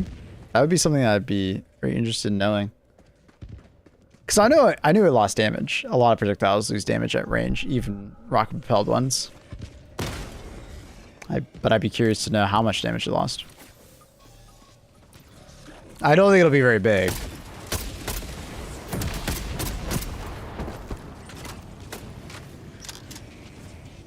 My guess is maybe at most a couple hundred damage.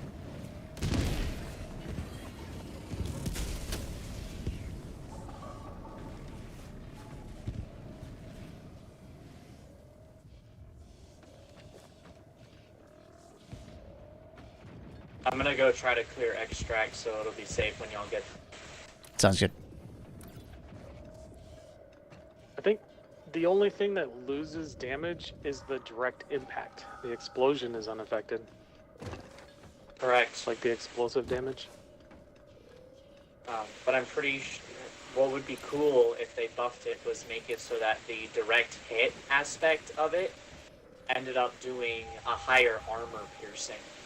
So it would do better on weak points than the recoilless.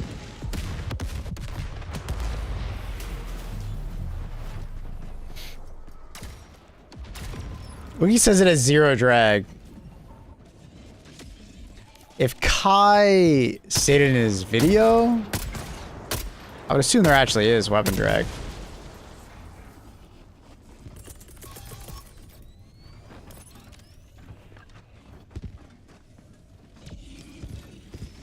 Now I'm confused.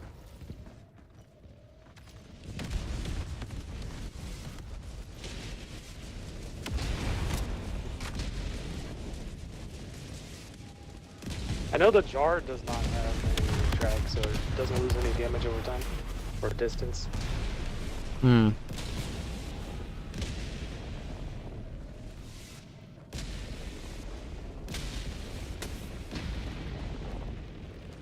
It makes 0 sense for realism because rockets don't have drag. Yeah, and it doesn't seem like they have drag, so it seems like it's fine.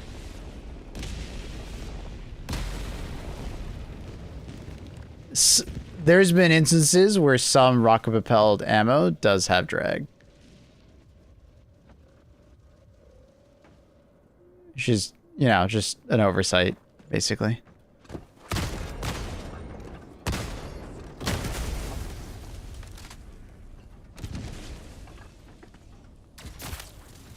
I'm at Xfield, so we know when y'all want me to call in bird.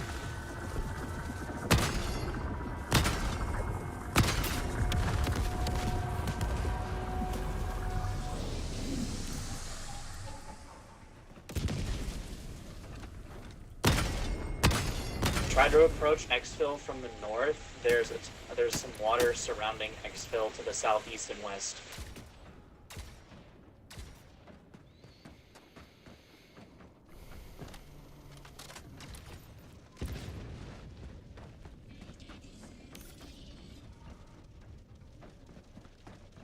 Oh, Carl.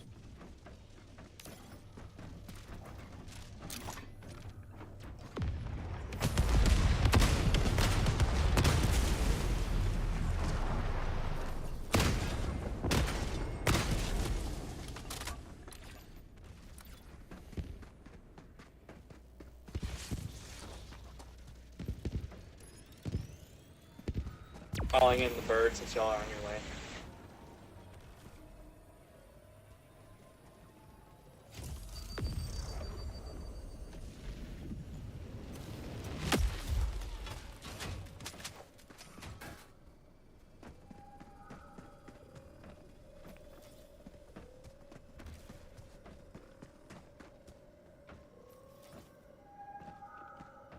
I've got eyes up vertical. I'll let y'all know if I see anyone approaching.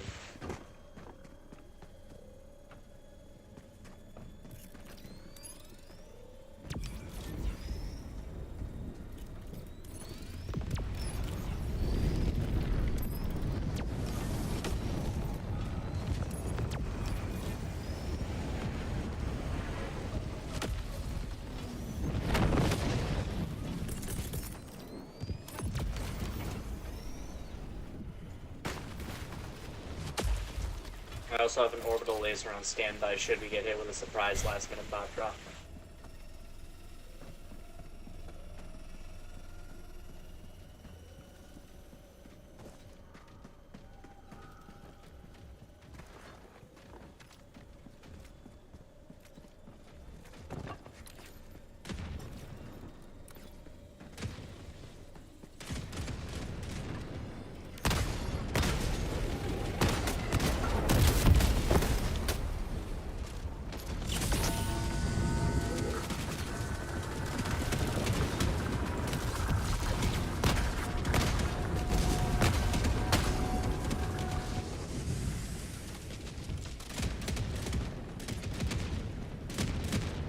you recommend a good build for the sterilizer?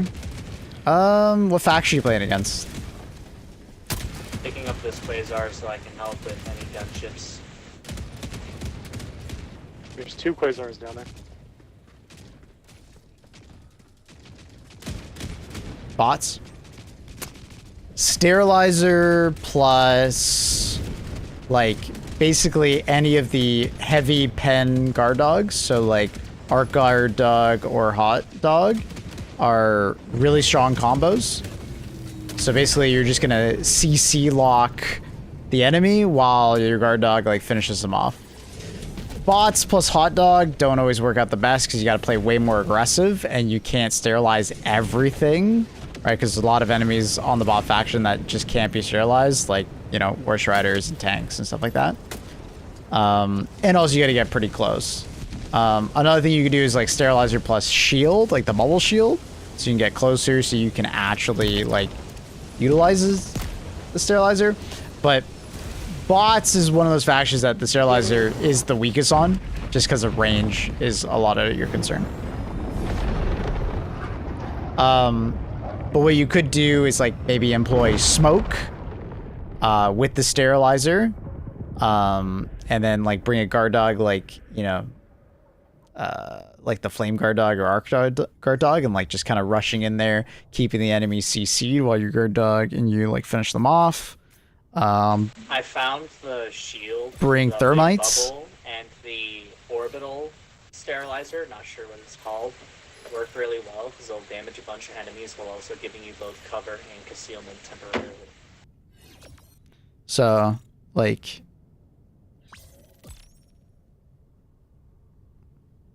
yeah, it's just a tough one. Sterilizer has just always had a tough run on bots. Wonder if they'll add acid weapons. I could see it happening. They already have the acid rain mechanic, so I think eventual. Sterilizer puts Arc Dog, who wants Joe to get kicked on sight. Hey, stay away from your teammates.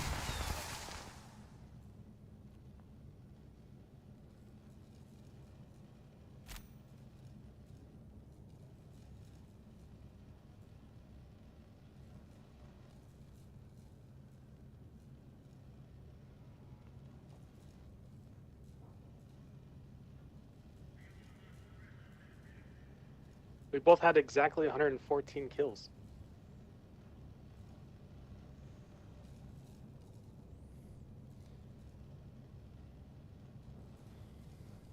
All right, chat. I'll be right back. I just have to go to the washroom. Just need a moment.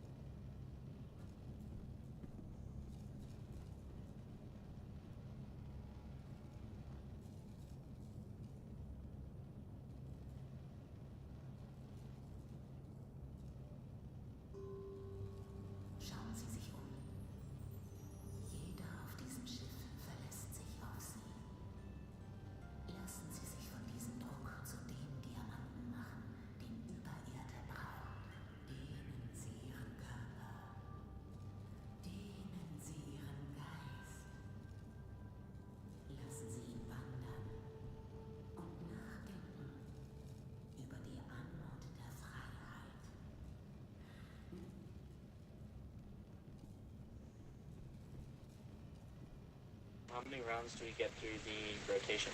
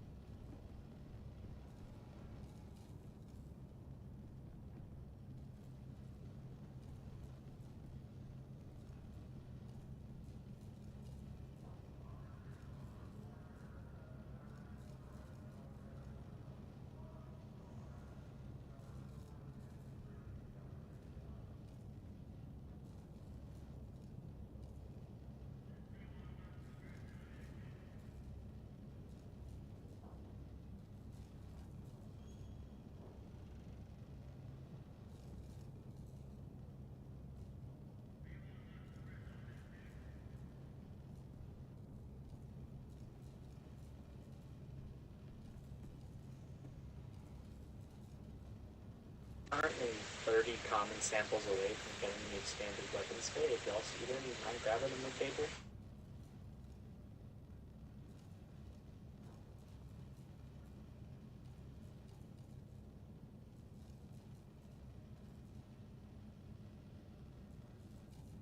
Hey, Carl.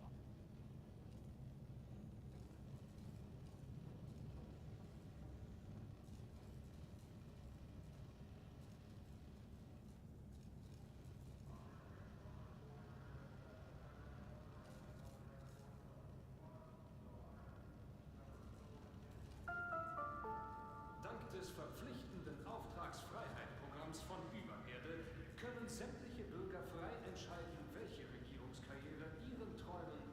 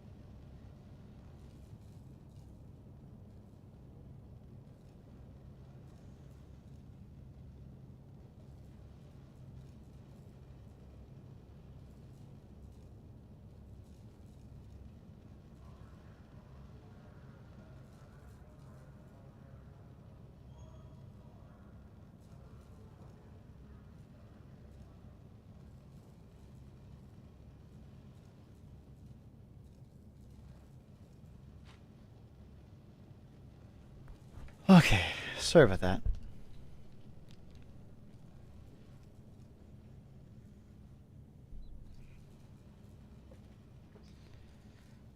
Okay, weird. Kai claims the Spear and Commando have drag, but nowhere on the wiki can confirm it. Misleading info on the internet? I don't know. I wonder where you got that information. Because personally, I'd never heard of the Spear having drag. I just assumed most projectiles in the game probably had some limited amount of drag. Especially, like, even rocket-propelled ones to some extent, just because of, you know, small little details that don't really matter happening. You know?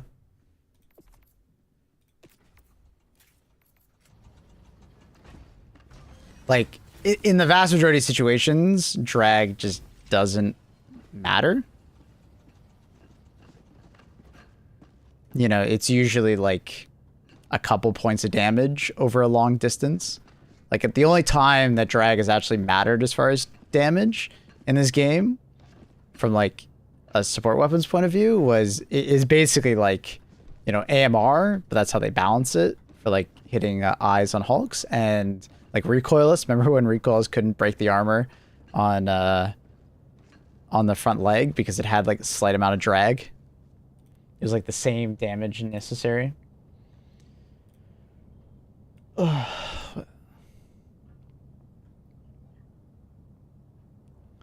So in case you want to be informed if someone brings it up.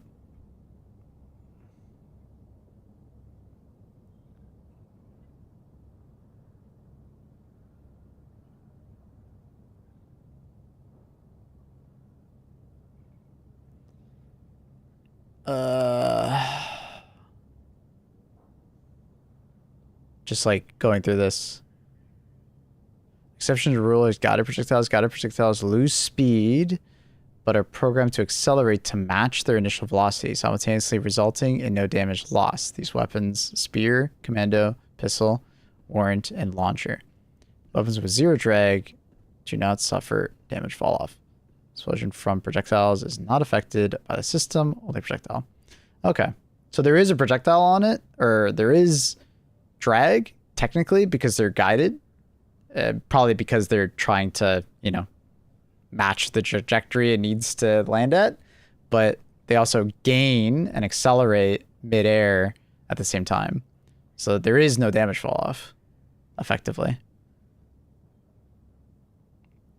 But also, we don't shoot at anything that the spear's breakpoints truly matter. So I checked the change history for spear and commando pages. Neither had drag ever mentioned. Okay. So I think it's just like some confusion on the mechanic. So it kind of is what it is. All right. Fane and Carl. Fane, that's you, right? In what party?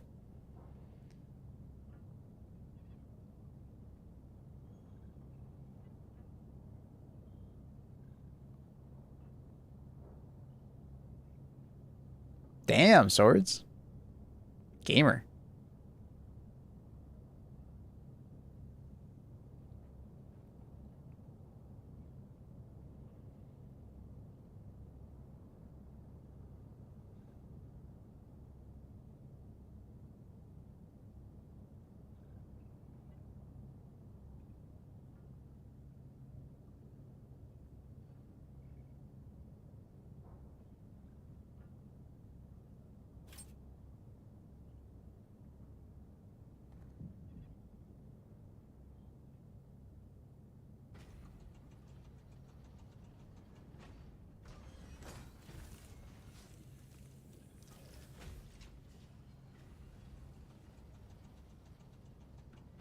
I don't think Kai's doing that on purpose. I don't think so at all, Carl. I wouldn't phrase it like that.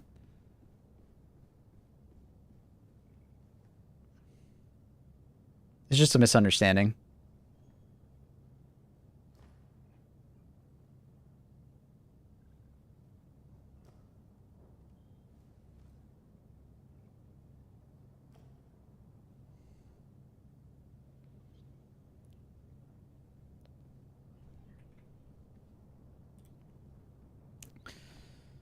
Sir Thaddeus. Friend code on the left.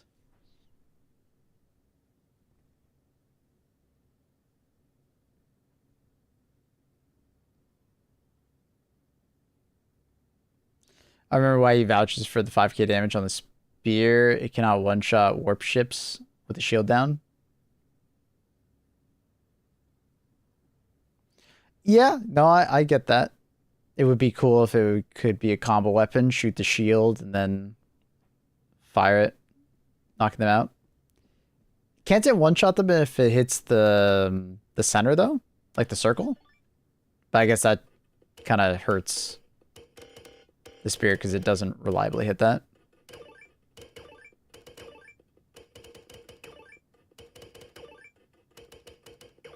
Nah, I've never heard of that. Spear is 5k damage. Ship is... Sorry, spear is 4, ship is 5. Yeah, but they have a weak point down below that takes more damage. That's why you can one-shot it with a recoilless. Or did they buff the health? No, they just added a shield. Or are we talking about the ones parked on the ground? Because I assume he's talking about the context of the ships flying. Similar to how you can shoot dropships down. Have you turned off in-game voices? Probably. I was probably recording a video.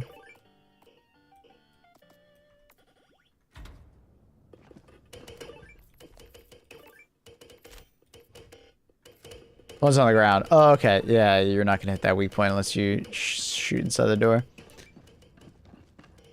Yeah, I just feel like it's a very niche thing to add more damage to the spear for.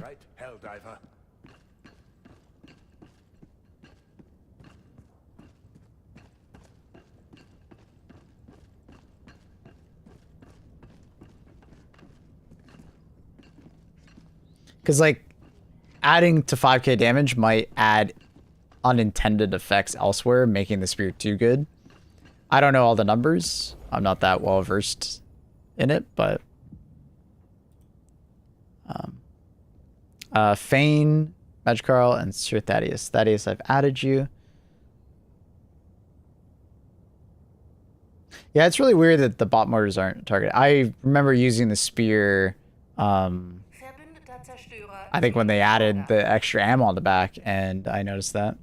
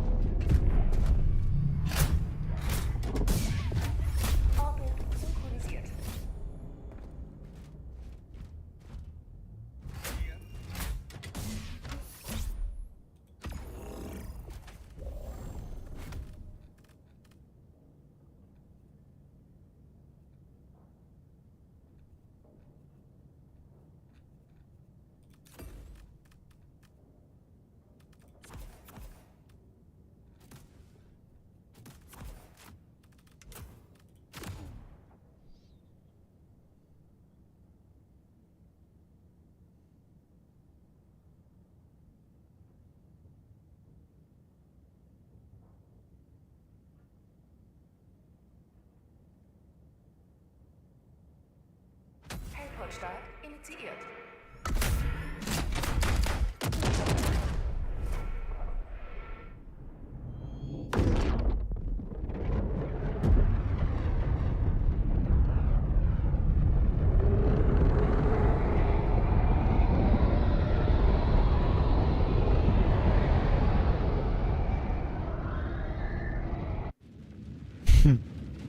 It's funny, Carl.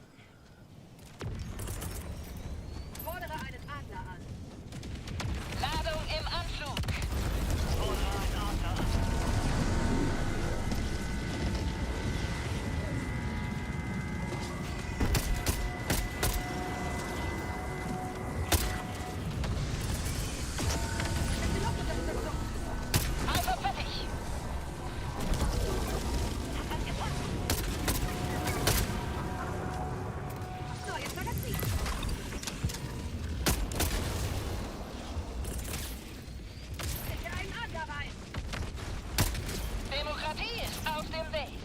Roboterposten vernichtet. Landungsschiffe. Orbitalstab.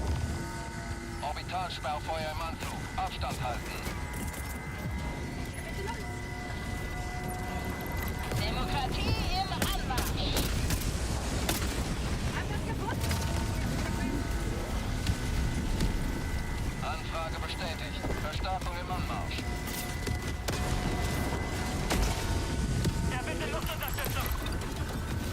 Absolute medic here with Thaddeus. Fitting name.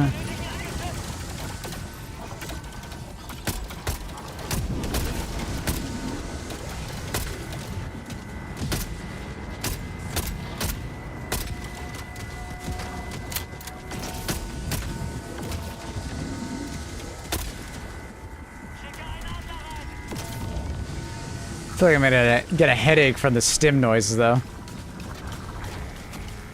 Roboterposten vernichtet.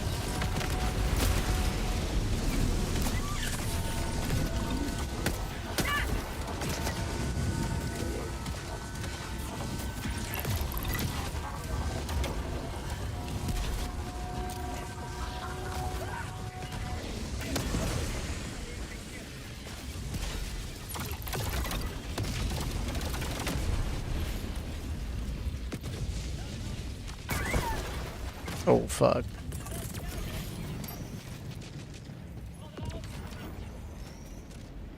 Anfrage bestätigt. Verstärkung im Anmarsch. Fordere Vorräte an.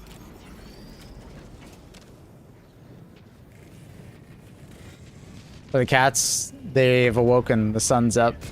They're upstairs probably somewhere.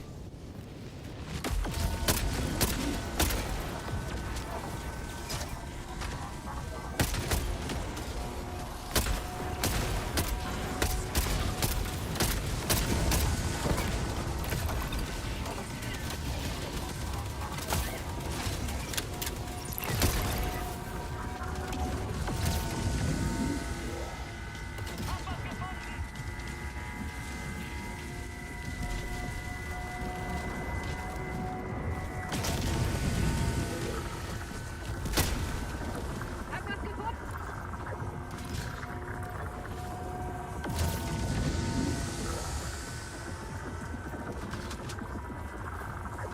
Hab was gefunden. Wir benötigen Ihr Geschütz.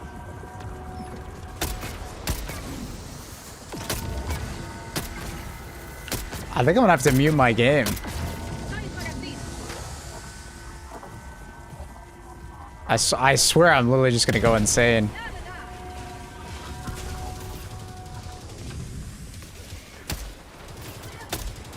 That is, I appreciate it, but god, I think I have to mute my game. It's too much. Yeah, that stim noise is crazy. 200 Meter.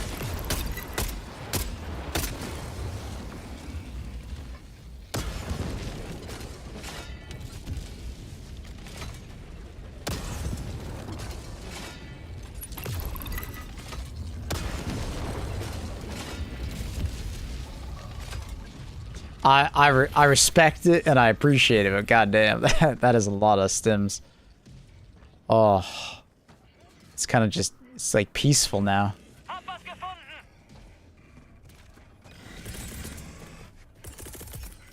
Ja, bitte Orbitalfeuer. Feuert Orbitalsperrfeuer. Gebiet räumen.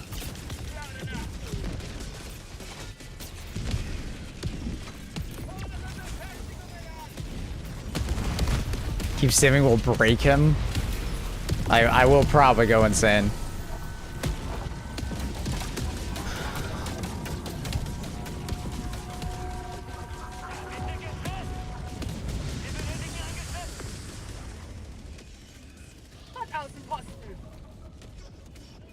Can't hear the war over all the heroin I'm injecting. Yeah, basically.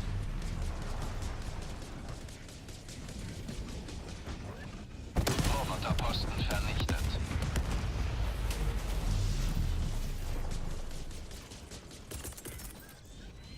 Erste Vorratsbarke. Oh, must be a jammer. Fordere Vorräte an. Bitte Ausrüstung.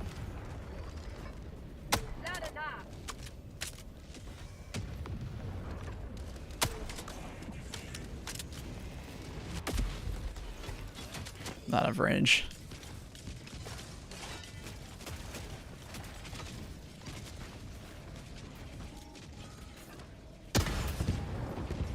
Freiheit verbreitet.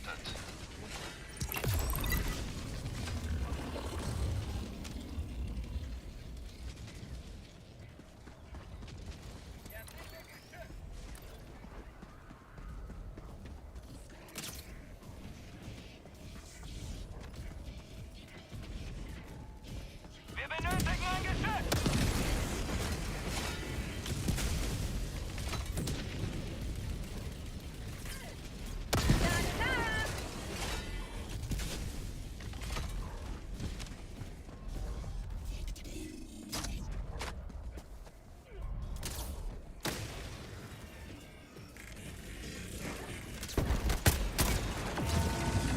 Feindliche Taktikausrüstung bedrohlich nah.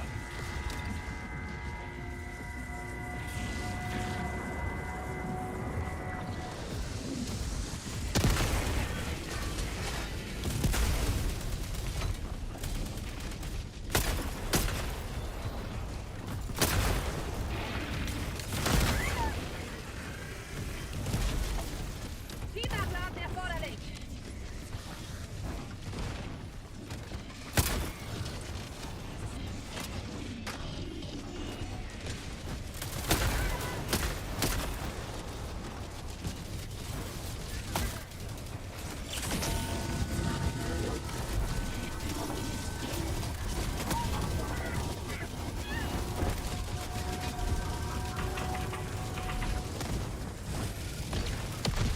Ich bin am Terminal.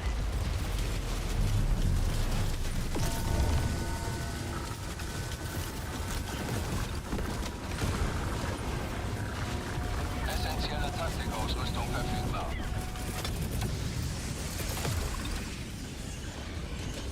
Fordere Feldbombe an.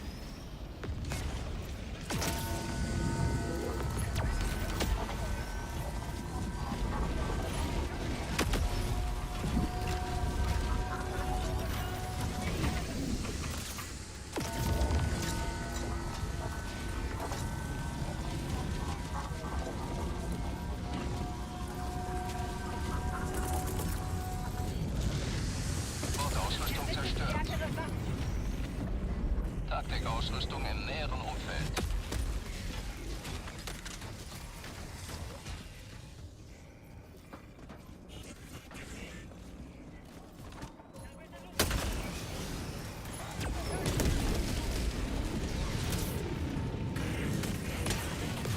Anfrage bestätigt. Verstärkung ist unterwegs.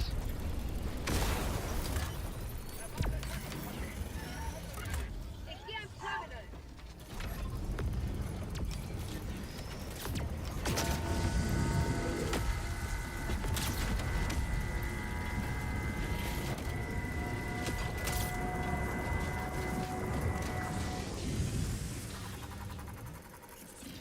Schicke einen Adler rein! Noch 30 Minuten für die Mission.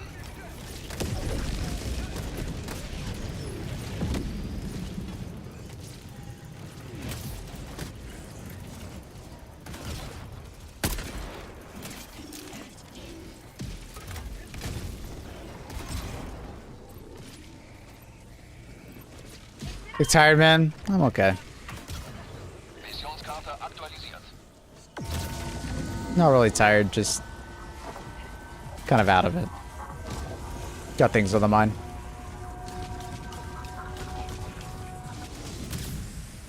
Not enough stims, yeah.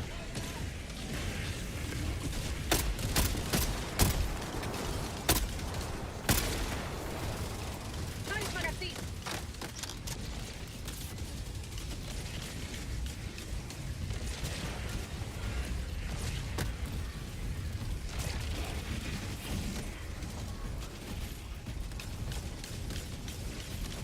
No, I got enough sleep. It's not me being tired.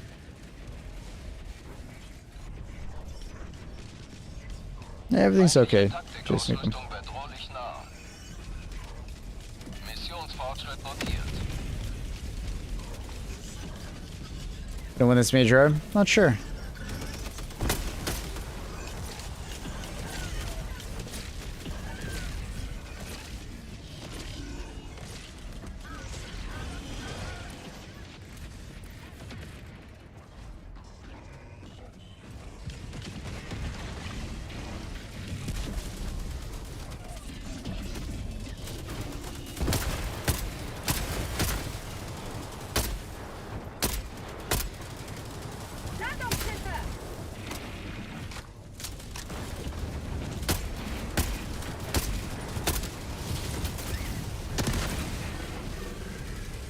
New Warbond tomorrow? Probably not.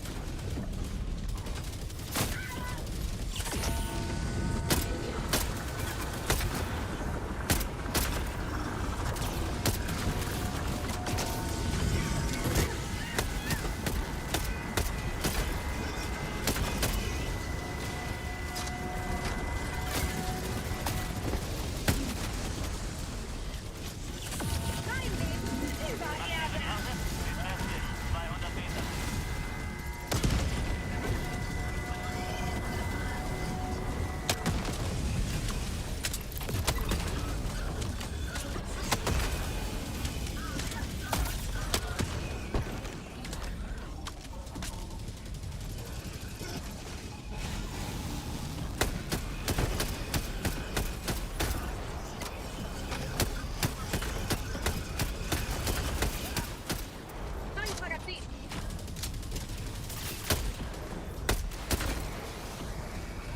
When you make it grenades, it takes to kill a tank.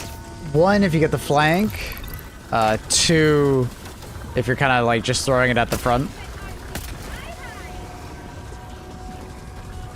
So like right there, it landed right on top of them, or like more towards the front. It won't kill it in 1. Lade nach.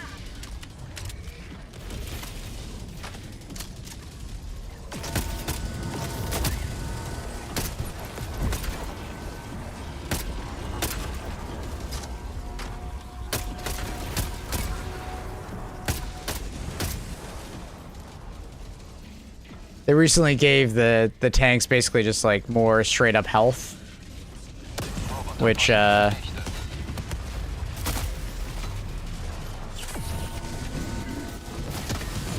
swapped weapons. Game didn't follow.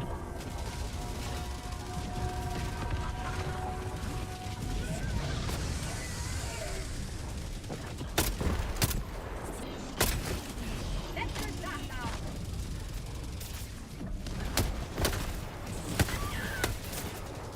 See, add the option to drop some Smurfs with you. Hmm?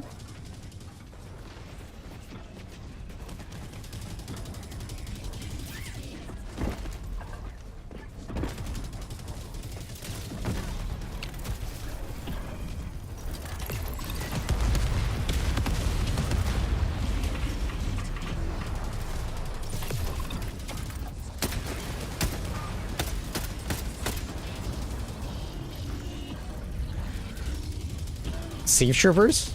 That would be a really cool stratagem. Essentielle Taktikausrüstung verfügbar.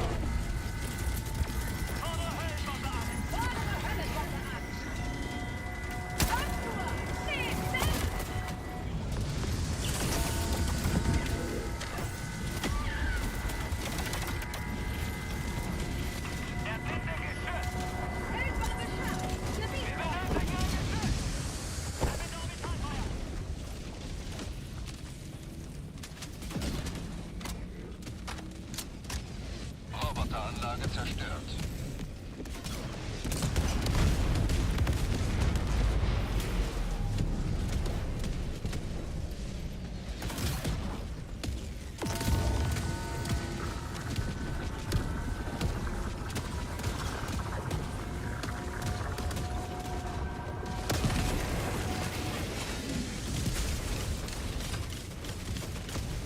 Klärt genau eure Position.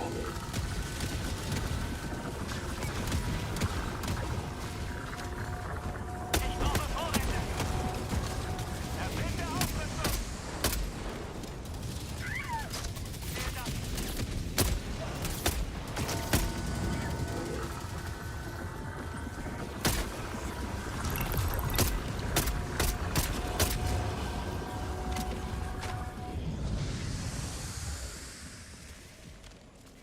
Think we'll get a second Warbone with the 40k? Probably. In the past, that's happened.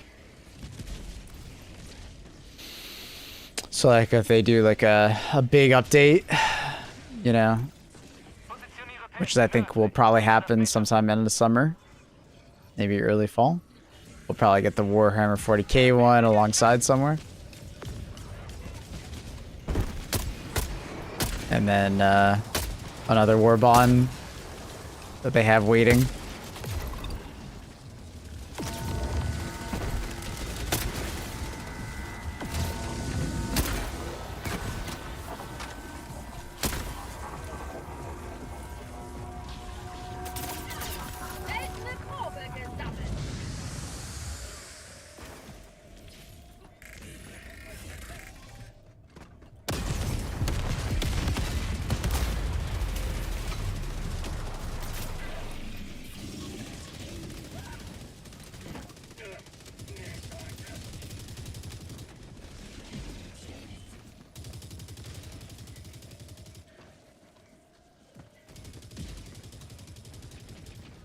I don't know, with the delay of the last Warbond, which we know, well, it wasn't a delay, right? I know they phrase it as a delay, but that's not a delay. They just chopped it up.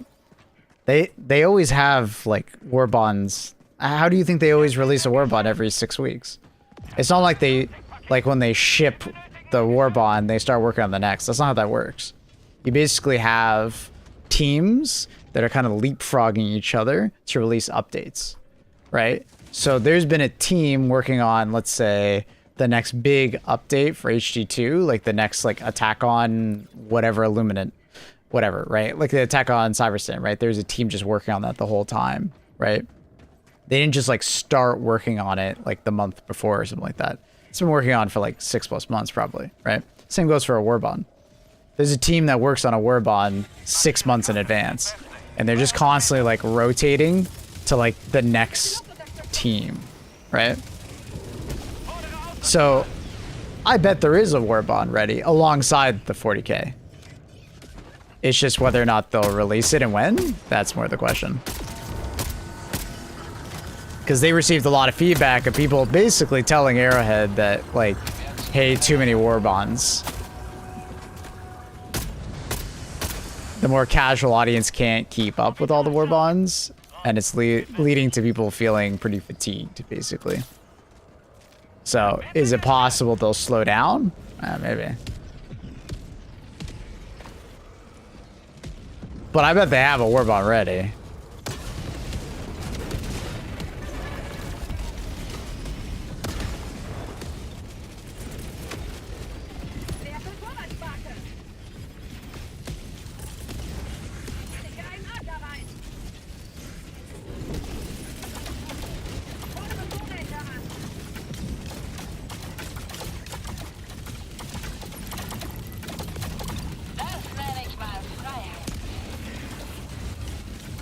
Noch 20 Minuten für die Mission.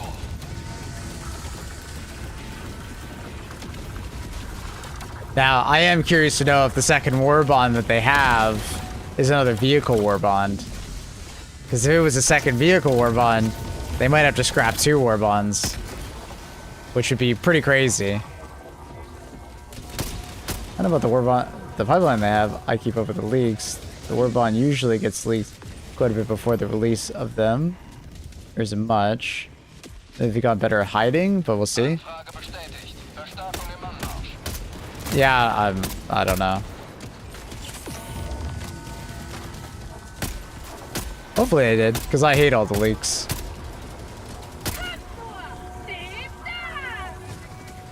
What are your German sounds? You can choose what voice is played.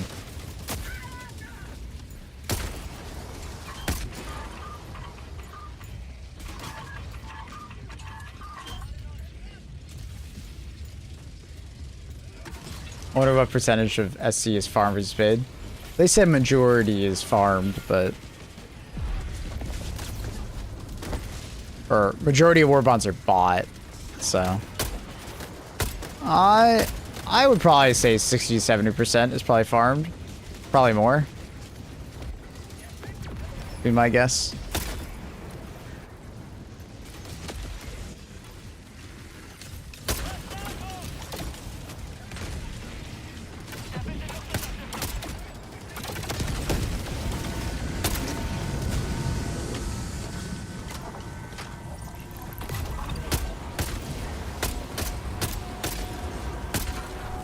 Oh, EMS Mortar actually stopped that bot drop. Nice.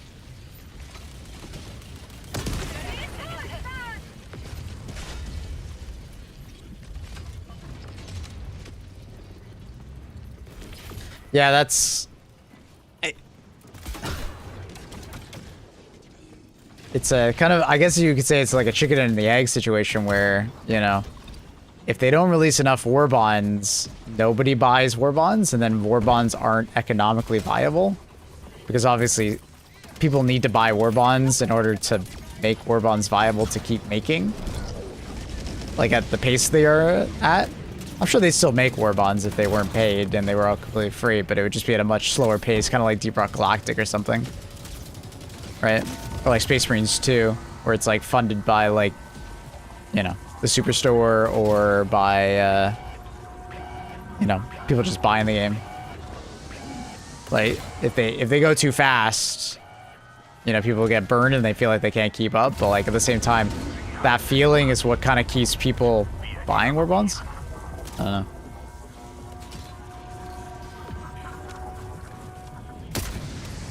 Which is why they don't come clean about like scrapping the FRV one. If anything, it's better press to look, we learn and have it free, and to say it's delayed.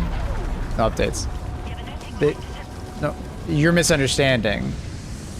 So they never announced a warbond. They never announced the FRV one. They don't need to come clean, right? There's nothing to come clean about. They just said the warbond is delayed, meaning the release of a new warbond is delayed. Not that the FRV warbond is delayed, right? You have knowledge that isn't necessarily like supposed to be known, right? Because of a leak. But they don't necessarily have to operate with that knowledge being known. If that, like, how do I word this? Right, like, they just said a warbond is delayed, aka we're not getting a warbond this month. But you're reading it as the warbond is delayed, aka the warbond, like, the FRV is like gone. They don't have to come clean about anything though, right? Like, all they said was, hey, it's delayed. There's no warbond this month. And that was them learning, right? I mean, you technically already know that because of a leak, but you know, them showing that they're learning is by giving you the free FRV, right? Does that make sense? Everything you just said they're doing, they're just not doing it in this like public, like they have to state everything extremely clearly. Because like they technically are, but they don't have to. If they had like, if they had announced the FRV warbond, sure, I'm sure they would probably do it.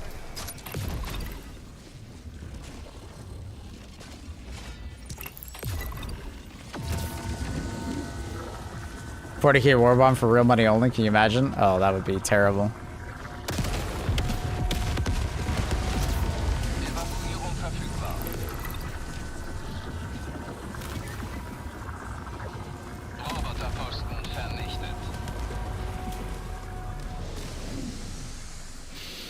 To say it's delayed with no updates. Yeah, I think that's just because the Warhammer 40K thing is the update. And they did give us an update with the dev blog, so.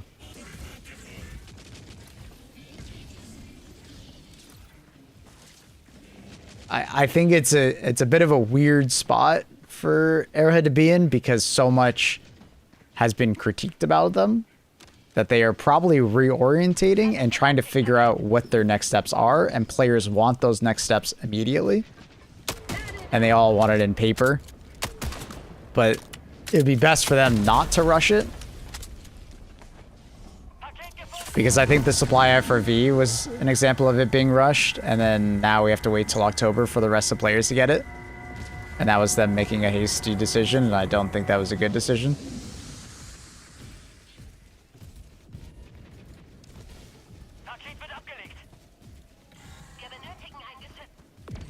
They're spotty with the blogs.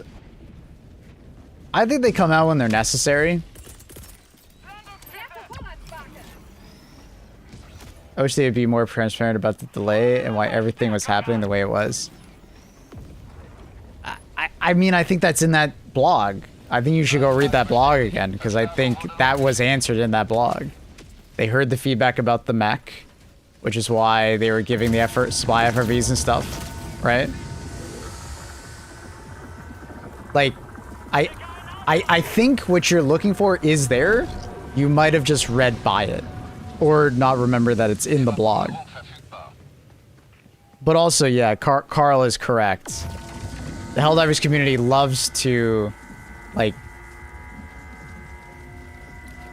they don't always react well to transparency. Because sometimes Arrowhead will give their honest opinion or honesty on something in an uncontrolled way, and then people will react very negatively to it. Like, look at the Discord messages that devs would put out and how people reacted to them. Even though it might just be like one dev's opinion or something like that. That's why they do it in a more controlled fashion, is because they've been burned so many times being transparent.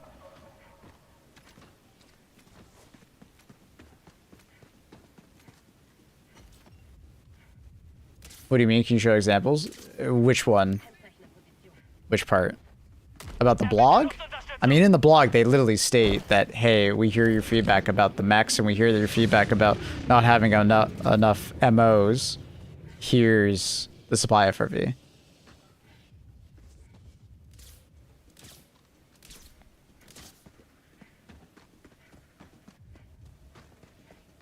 And then they literally state that, hey, the Warbond is delayed because it doesn't meet our expectations and yours. Which is a way of saying, hey, it's got vehicles in it. Because they got all that feedback. I think you just want it super plainly to give you a gotcha or something. I don't know. I don't know exactly what you're looking for, other than, like... Yeah, I don't know. Transparency being bad, I mean. Oh. So in the Discord, a lot of... In the beginning, for the first year, basically, Arrowhead was, like, really bad about, like, having the devs talk about things. Because they would talk about mechanics, they would talk about balancing, they would talk about a lot of things. And it was usually, like, a dev's opinion on something, or, like, one individual, you know, talking about something. But then the community would very often react as if it was, like, a firm statement. Right? And then also, people would then, like, highlight those messages. And then in the future, if anything had changed, right? Or maybe it went against maybe that one-off Discord message, it would result in, like, a lot of backlash, right? And that's happened many, many times. So then they moved to more of, like, a controlled method of the blogs. And the blogs come out occasionally, you know, talk about certain topics. But they play it more safe, because the HG2 community is very, very good about, like, you know, like, keeping track of everything. And they are very fickle about, like, little changes here and there. So I think Arrowhead is definitely keeping their cards much closer to their chest in a lot of situations. They're being more PR oriented.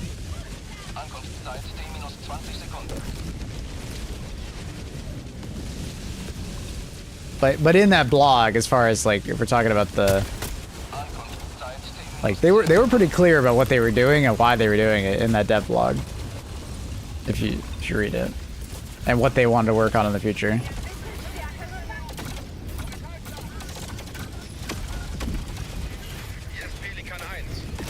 We just don't know about future Warbonds, but they essentially just announced the next Warbond with the 40k announcement being on the 30th, so.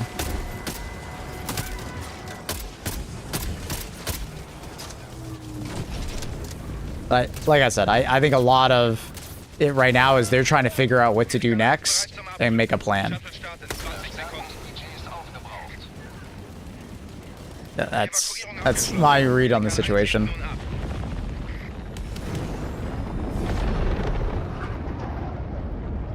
Unser Sieg stand außer Zweifel.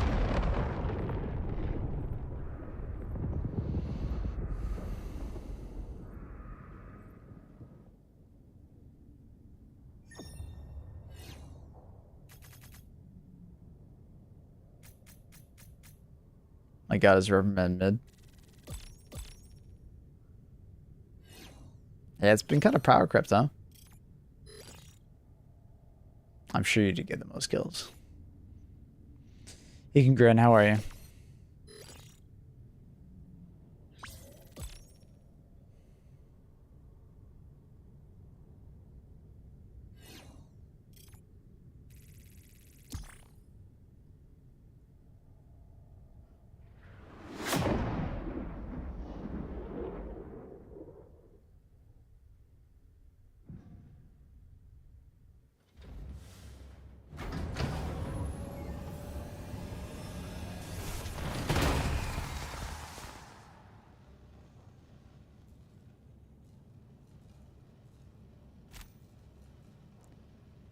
Any chance to boost all the progression from 40k Warbond?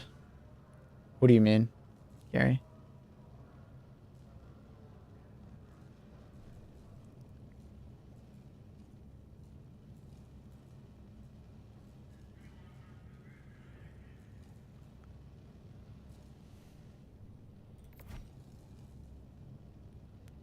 Sheesh.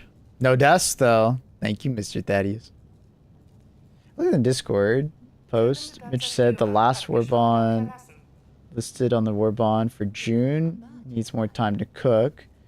We'd rather hold back and make sure the final product is something we're proud of to release and you're excited to unlock. We'll provide more information as nearing completion, and we appreciate your patience and your feedback about the latest update. Sounds more like a quality issue than I'm saying they're giving it out for free. So it's a combination of things, right? It's not just one post. So like they announced that, and then in the dev blog they talked about the supply FRV and so on and so forth coming out, right? They're going to remove some things from that Warbond, right? And they're going to put it into the, you know, campaign that we got, right? And then they're going to put some new stuff into that Warbond and redo it, right? Right? You're think the way they talk about a Warbond and you talk about a Warbond is different. When you talk about this Warbond, you're thinking about specifically the leak and that Warbond. The way they talk about a Warbond is just a Warbond that they release to the public. It might be this one, it might be that one, it might be any of them, right? You're talking about it so singularly, that's why it doesn't make sense to you, and that's why it seems like they're being fishy, right? They're just saying, hey, the last Warbond that you guys are expecting for this, it ain't ready. We don't have one, basically, right? And it is a quality issue because obviously people wouldn't have enjoyed it, right? You know, even the mechs, like it's a quality thing, right? People expect those things to be free.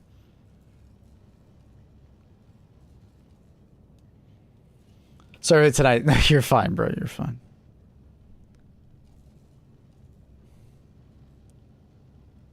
$182 stims used. Jesus. So macht man das.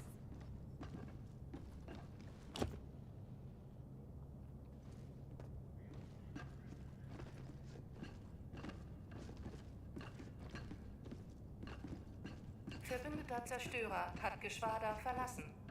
Like, I think the line, we would rather hold back and make sure the final product is something we're proud to release and you're excited to unlock, is a pretty telling statement on the fact that, like, you know, we don't want to release more, you know, vehicles. And it needs more time to cook is just a phrase that modern gamers just use a lot. So I think they're just trying to, you know, be similar to gamers. But it's essentially, hey, we need to reorientate this Warbond. I think it's pretty clear on that one. Die gelenkte Demokratie ruft Hilfe. Nur Sie können antworten, Herr Diver.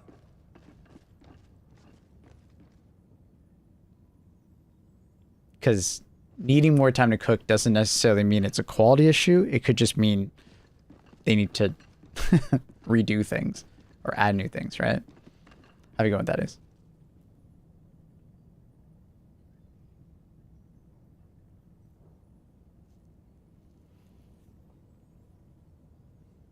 I mean, like, maybe from next week, 40k Warbond, it's the first step.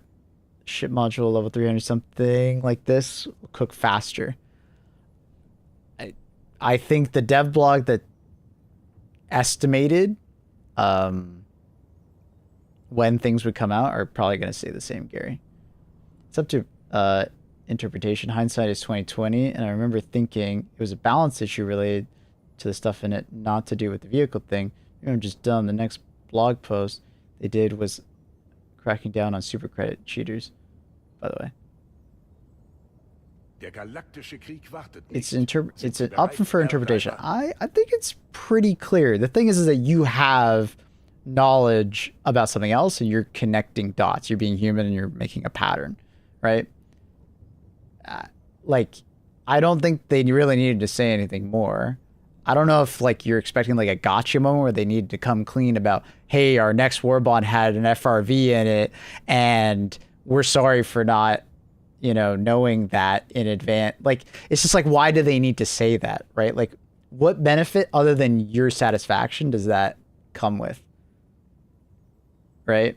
Because they never announced the war bond, they never showed it off, they never did any of that stuff. So it's just like, hey, this war bond needs more time to cook, aka we removed a bunch of stuff and we're giving it to you for free now. If you know, you know. If you don't, it doesn't bother you, right? Like, I just, I don't, this conversation is giving me a headache because it's just like, yeah, it's just like, what? They say what needs to be said, like, hey, it needs more time. But also, you're thinking too, like, so singularly on the war bond that they're talking about is the FRV war bond. But they're more talking about, we promised you a war bond at the end of June, or in June. We don't have a war bond ready for you yet. Because the war bond is currently being given to you for free. So they're making up for it in every way. I don't understand the comment of the next blog post they did was cracking down on super credit cheaters. Is that just a statement, or trying to say something on that one?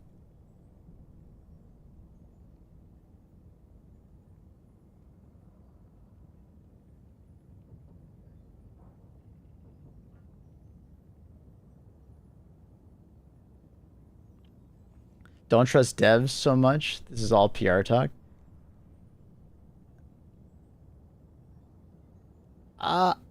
I mean, what Mitchum has said, I don't think that was just PR talk. There's a lot of meaning behind that, and I think it is fine. I mean, they didn't go back to elaborate on the war bond despite the promise for updates regarding it. So what they're saying is the next. So let's read it again. We provide more information as it nears completion. So when the next war bond is coming out, they'll tell us about it. They're not, you're interpreting that as, we're going to tell you about why it got canceled, but they're not saying that. They just said they're going to tell you when it's coming out, when it nears completion. Right?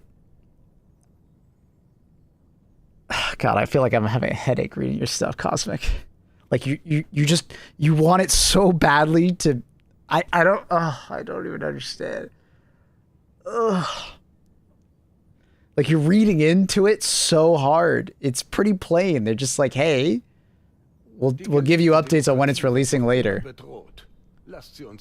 But you want them to elaborate on the war bond, like why it was canceled. Are you looking for a gotcha moment, dude? Like a, yeah, I admit that war bond got canceled because it had FRVs in it. Like, is that what you want? If that's what you want, dude, that's not gonna happen, because it's like, they don't need to do that. Why do they need to do that? That has nothing to do with transparency. That's just like a, I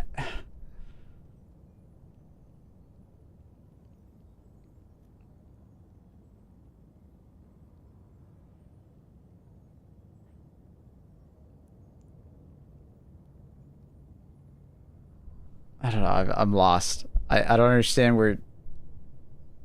what they did or said was wrong.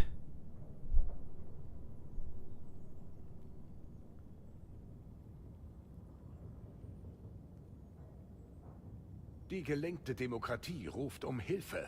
Nur sie können. And just because they haven't provided an update at the moment doesn't mean they haven't broken a promise also. You know, like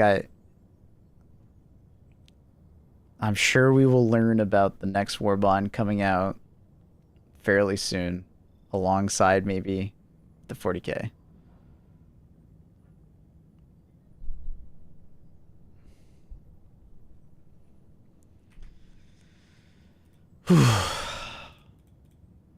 Today's been a lot, man.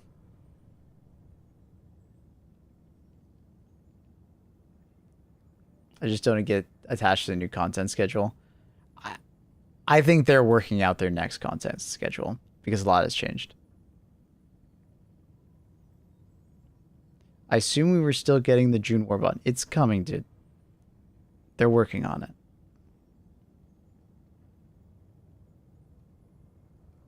The next Warbond is coming. Cosmic. I'm just going to leave it at that. The June Warbond will come out. It'll just come out later. Don't worry, dude.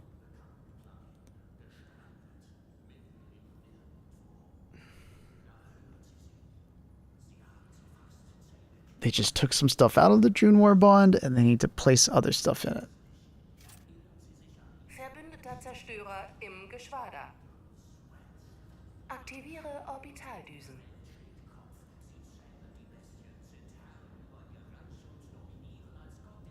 Orbit synchronisiert.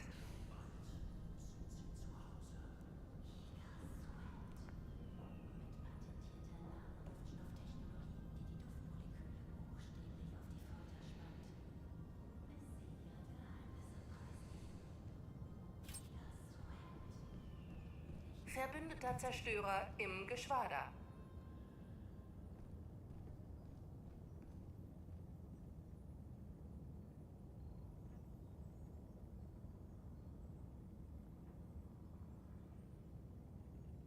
Da sind sie. Die Galaxie erwartet ihre Rettung.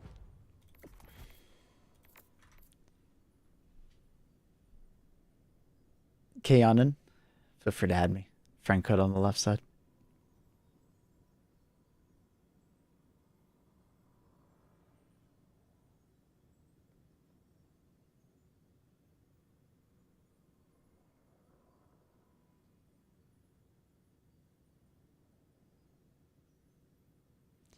Cosmic, I think they are doing really well. You're just expecting certain things that I don't even think really make sense.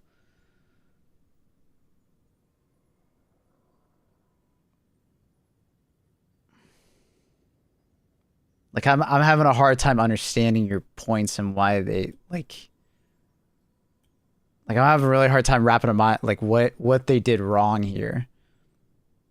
Other than they didn't release a Warbond yet, and that's the problem.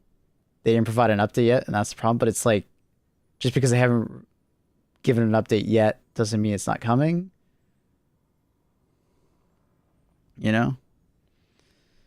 What's up, Wolseth? Thank you for the 10 months. Is this your name? Obi-Wan Jabroni?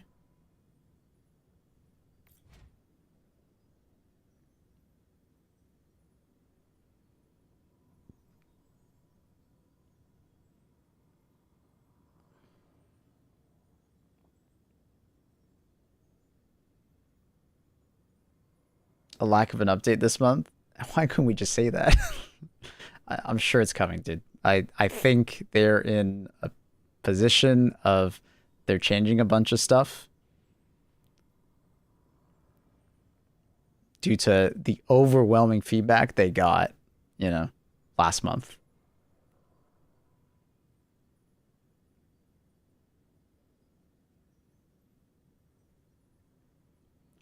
We just got to be a little patient.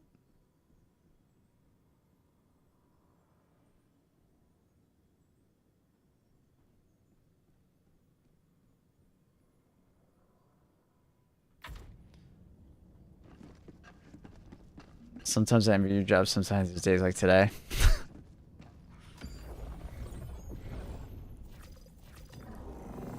I like my job.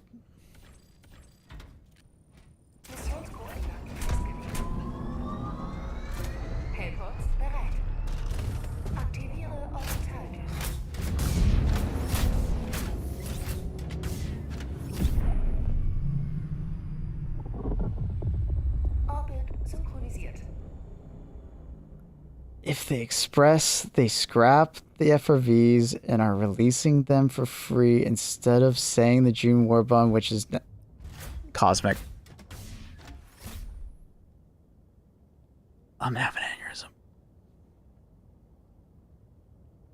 I'm gonna let someone else reply.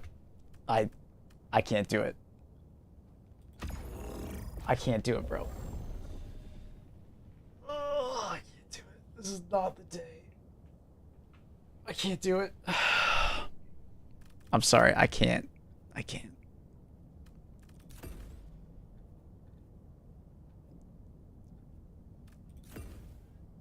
Hey, Wolfsif. I'm having a day, bro.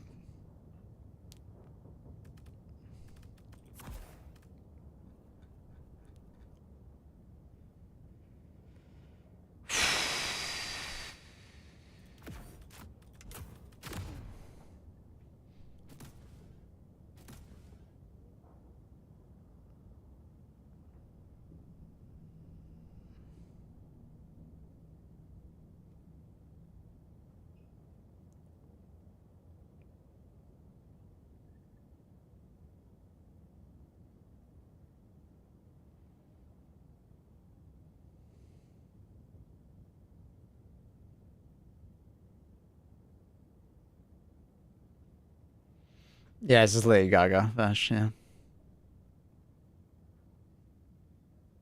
Start initiiert.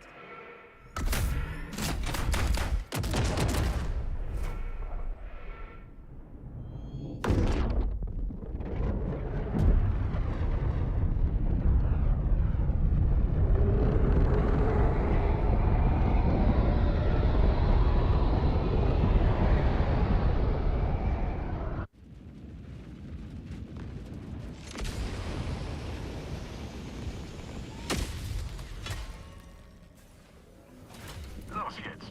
Und sollten Sie fallen, denken Sie dran. Jeder Tag ist ein guter Tag, um für die Demokratie zu sterben.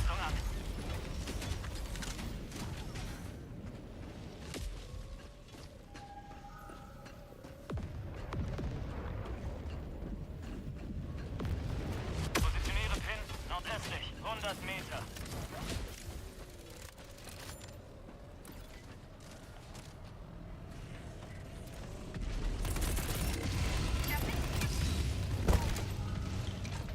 Orbitalsperrfeuer im Anflug. What's your recommended competitive first-person shooter? I have no idea. I don't think I necessarily have one. Like, are you someone who's like never really played FPS like competitive FPS shooters and you're looking to get into one?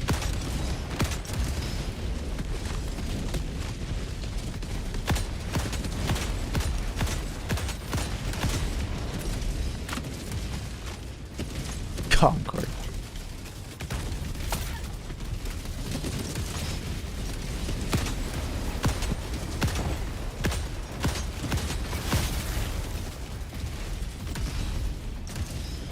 Fordere Verstärkung an.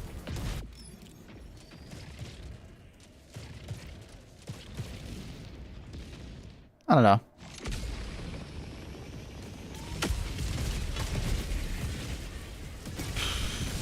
I don't know. Sekundärziel in der Nähe. I think it's just too much personal preference. I don't know. I don't know how to answer.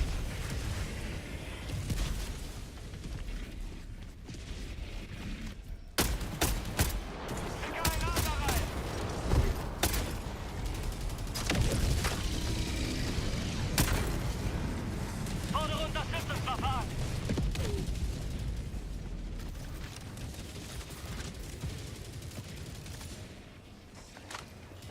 Bitte Luftunterstützung. A lot of options, but they're all kind of like very different to one another.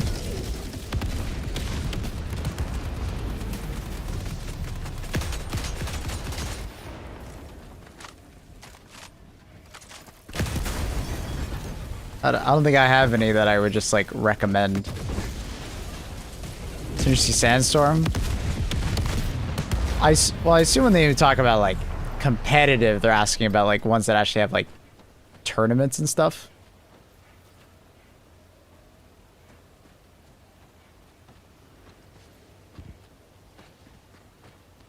So like Insurgency Sandstorm is not exactly like a competitive FPS. Unless he just means like PvP. It just means like PvP. There's even more. Markiere Karte. It just means like competitive. I mean, CS, Valorant, Overwatch, Siege, Apex, PUBG. You know, I think it's hard to pin down like which one I'd recommend though. I feel like I'd want to know like what kind of games you like in the first place, and then give a recommendation. I feel like it's too hard. There's so many. They're all very different. What happened next to Ubisoft shut it down. It lost too many players too quickly, I think, was the reasoning.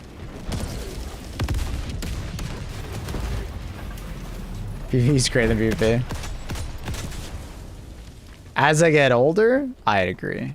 When I was younger, PvP games were definitely more exciting to me. Wasn't even close.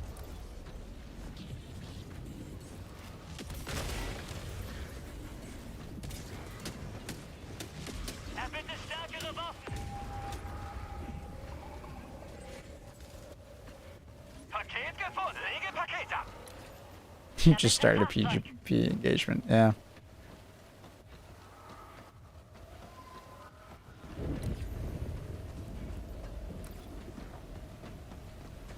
Landungsschiffe!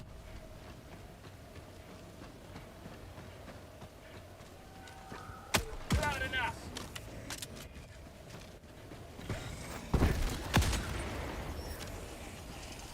Da ist eine Probe gesammelt! Taktikausrüstung in der Nähe. Ziel erreicht.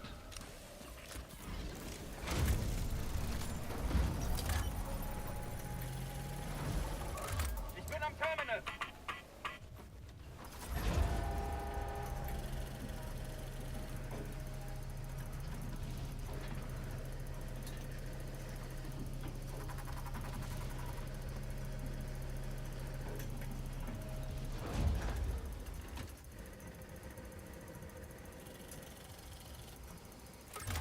Ich gehe ans Terminal! Ziel erreicht.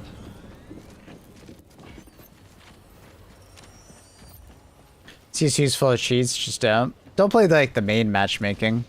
You play like Face It or something.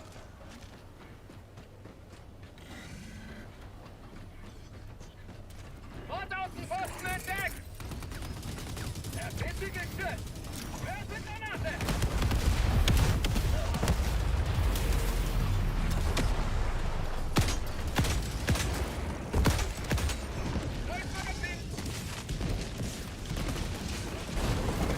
Like if you want to get like proper competitive, you just stay out of the main matchmaking.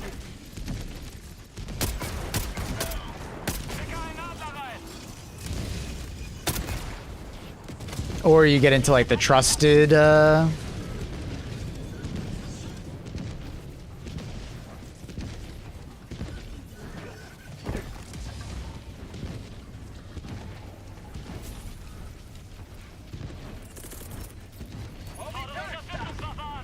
what is it? Trust factor? Yeah. I mean, you can get really high in the trust factor and like grind that out. And then eventually you'll deal with a lot of cheaters, I've been told, but it takes a lot to get to a high enough trust factor.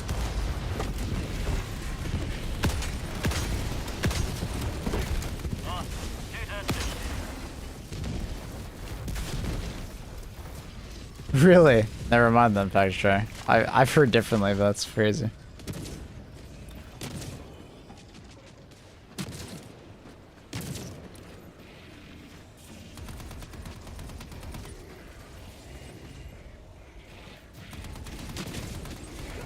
That's crazy.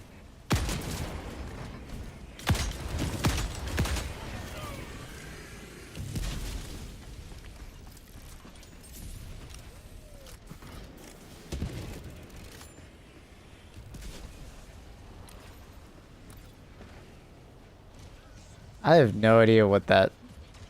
I was just ignoring what they were saying because they weren't saying anything of any logic. I think they actually were a bot. I don't know. Hey, Caleb.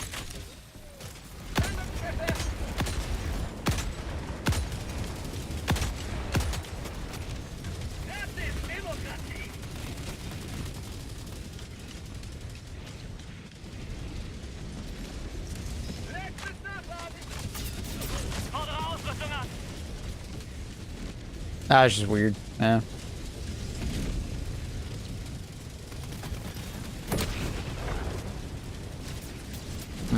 I should probably go get some ammo.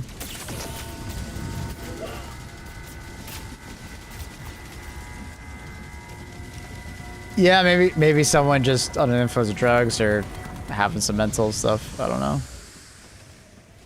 Other way? I don't know, bro.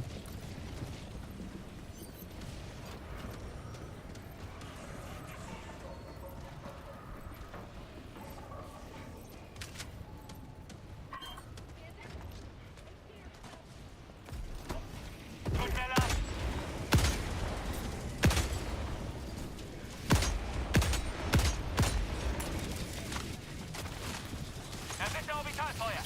Erbitte stärkere Waffen!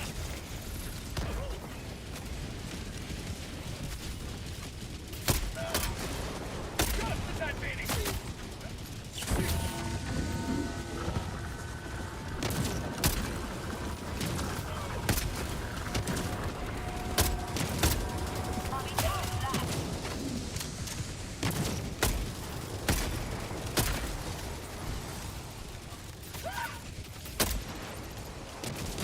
Noch 30 Minuten für die Mission.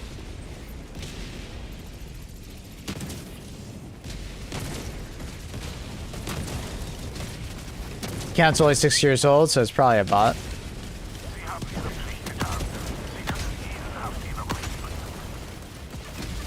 What was the name? Red Forever Cloud.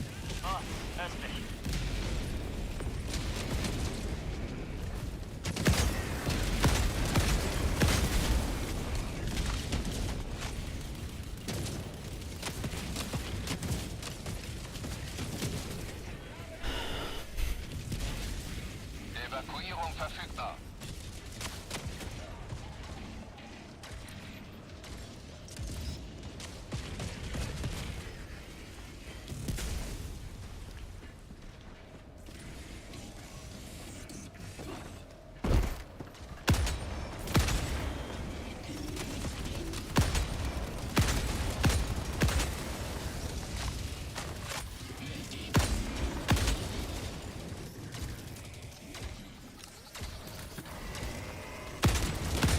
Erbitte Luftunterstützung!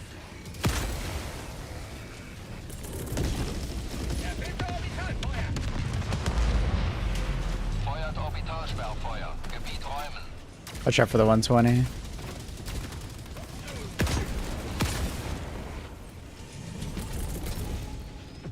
Schicke Grenade rein!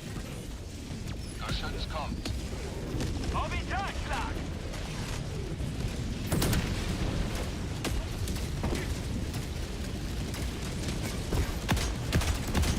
Fordere Unterstützungsverfahren!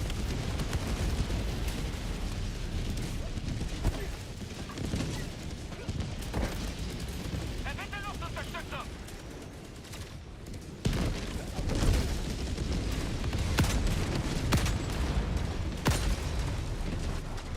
Erbitte stärkere Waffen!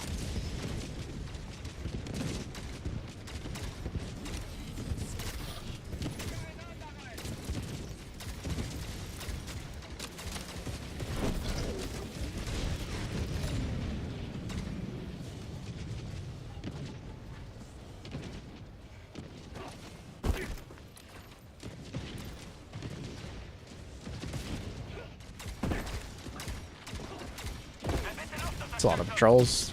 Damn. Roboterposten vernichtet.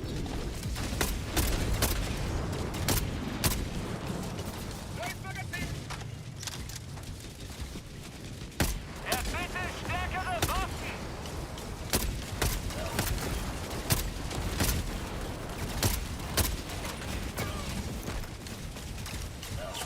Mein Leben für Übererde!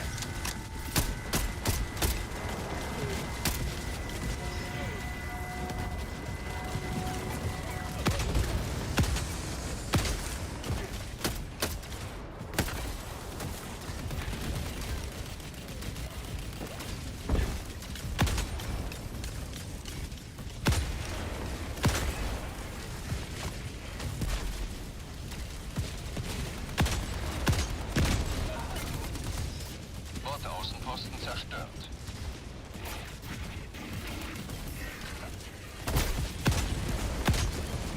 Freiheit für immer!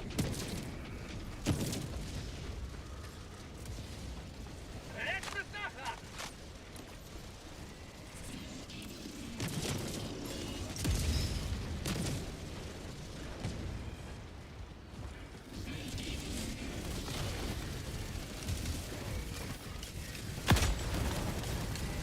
Markiere Karte. 200 Meter.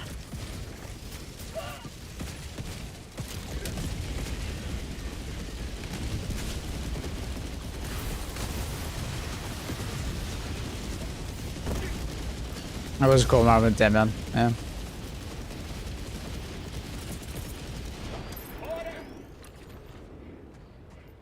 Ausrüstungspaket unterwegs. Lokalisiert. Markiere Position. Südöstlich. Vergiss es. Bordfabrikant. Südöstlich. 50 Meter. Carl, earlier you asked for a language change. What language did you want? I don't think I saw the answer. I forgot to ask.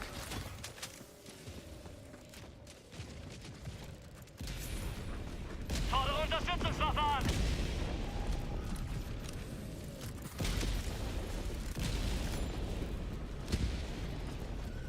Japanese, gotcha. Accessibility.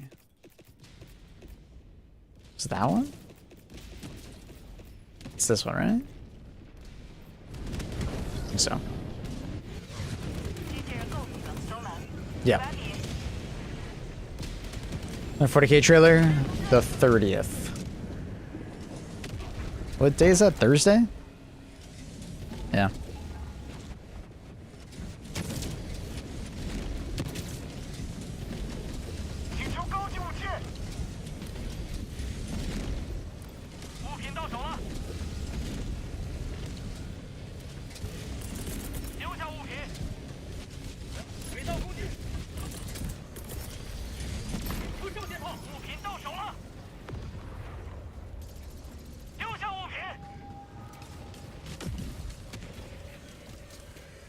The speech voices in are good. From the perspective of a person who speaks English, or from a person who speaks a different language?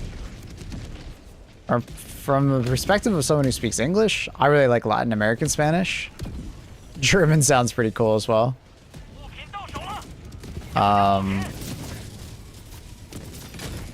The French one just makes him sound like kind of evil. Like a lot of the voice lines. Kind of sound evil. I don't know. I got some like French villain kind of vibe.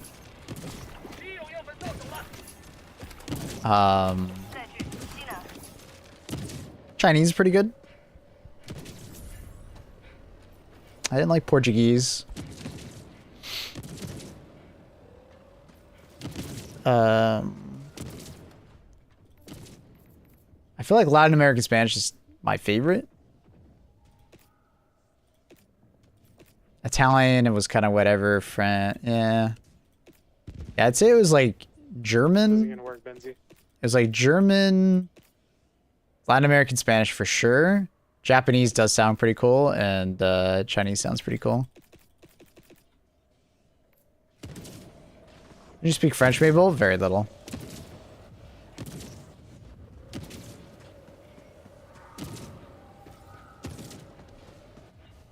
I got you, Carl.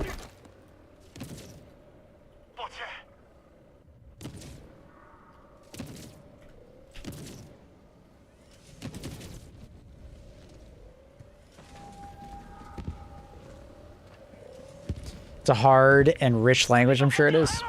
It didn't come across the voice actors that they picked for this game. I just feel like they didn't have as much emotion. Like Latin American Spanish sounds so good. Like you'll know what I'm talking about. There's just so much passion in it. Like the voice actors they picked for that language group is so good. Necesito steams. It's really strong. Very good.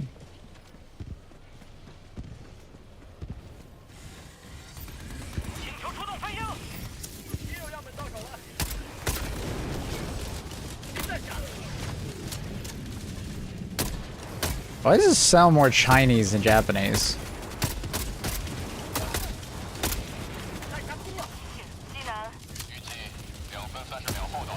It does sound more Chinese than Japanese. Ugh. I think I got it wrong. I think that's Japanese. Yeah. Yeah, I did get it wrong. That's Japanese.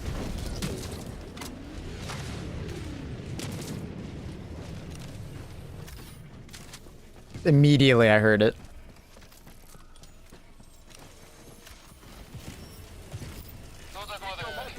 Yeah. Yeah. Who has the control over the redeem commands? Only Maple? What do you mean, like, control? Like, what? Who makes them? I think Annie can also make them, but I could be wrong. I think an editor might be able to mess with them, but I think we tried that. I thought, like, Accurate had some amount of... He wanted to change something. I don't think it would. Is this game worth buying? Yeah. Easily. Easily, especially if it's on sale. Kind of expect them to add Swedish at some point. Yeah. For some reason, they never did. I don't know why. I was also very surprised they never added Swedish. I guess just too small of a population speak Swedish, so they never thought it was economically viable, but I would be surprised if, like, you know, like, the Swedish government would almost pay for it or something like that, you know, like some kind of cultural fund.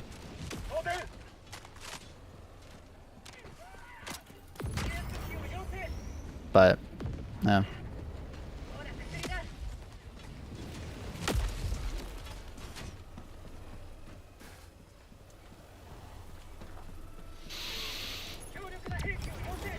Mm.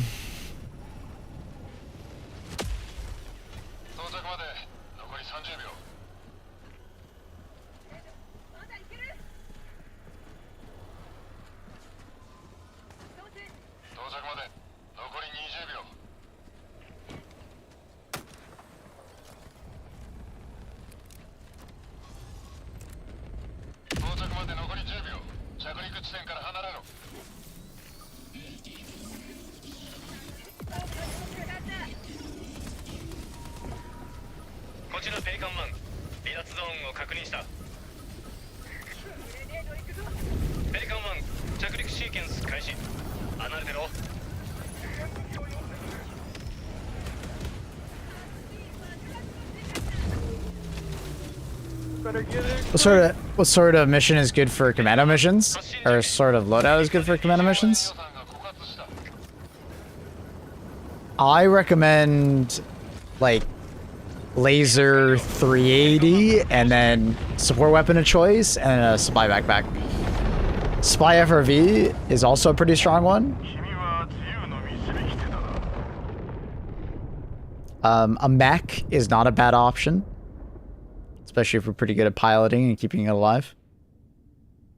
So the thought process on commando missions, if you want to go loud, is that you land on the Mega if you're doing a tier 10, and on that initial spawn you throw like your laser, you throw down your stratagems and stuff like that, and you like, or not like on top of it, but like pretty close, so you can like use your red stratagems immediately before you lose them. And then you have supply backpack because just it's so nice to have and keep it, you know, topped up with ammo occasionally. And then when you do want to call your ship back, your laser and your 380 and stuff like that will be off cooldown, or your mech will be off cooldown, and you can get another use out of them. The thought process you should employ is basically high cooldown, but high, like, you know, usage.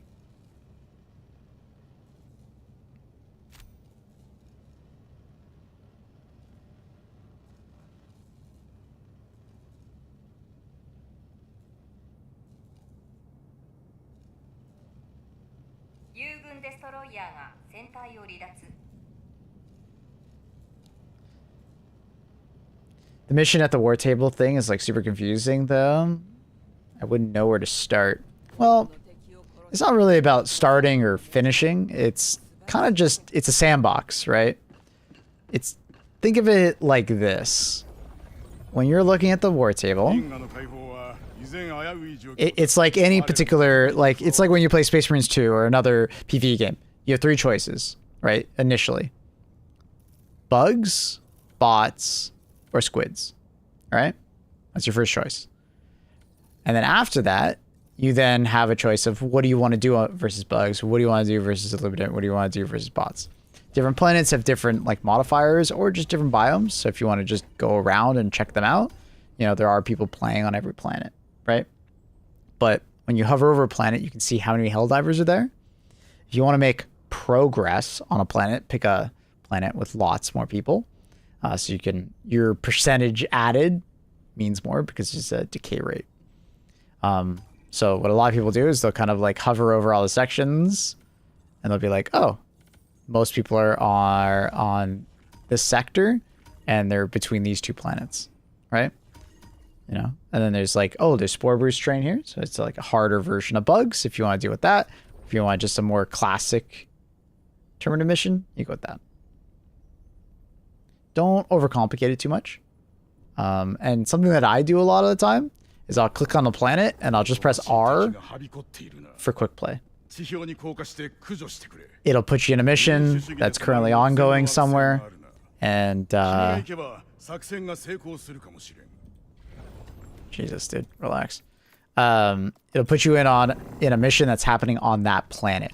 Now, if you hit quick play when you're more zoomed out, it'll put you in a random mission in the galaxy. If you just don't want to think about it and you just want to be in a mission, select the difficulty you want and go, right?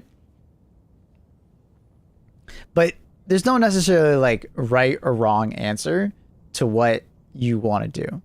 It's a sandbox game, right? If you don't want to participate in the MO, major order, don't worry about it. You know, if you do, sick, come help. We'll love to have you. But if you don't, it's okay. And if you see people on the internet telling you otherwise, don't listen to them. You play the game how you want to play it.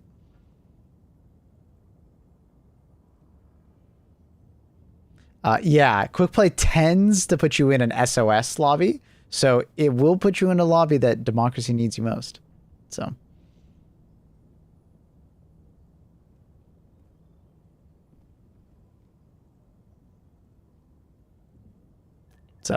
yeah. There's choices to be made, but don't burden yourself with like, well, should I go here? Should I go there? No, whatever you're feeling like. What's the vibe? You know, I tend to like follow the MO around because it's a good way to, you know, feel connected with the community and such. But then sometimes like I've been playing against one faction too much because of the MO, and I need a break, so I go play bugs, or I might go play Illuminate or something like that, right? But like I said, a big thing is like try not to just like pick a planet that's necessarily dead, like 200 players. It might be a little hard to find a match, right? To find other players to play with, right? Versus if you pick a planet, you know, that has 22,000, it's a lot easier to find a mission with other players. Or if you start a mission, it's a lot more likely people will join you on your mission, right?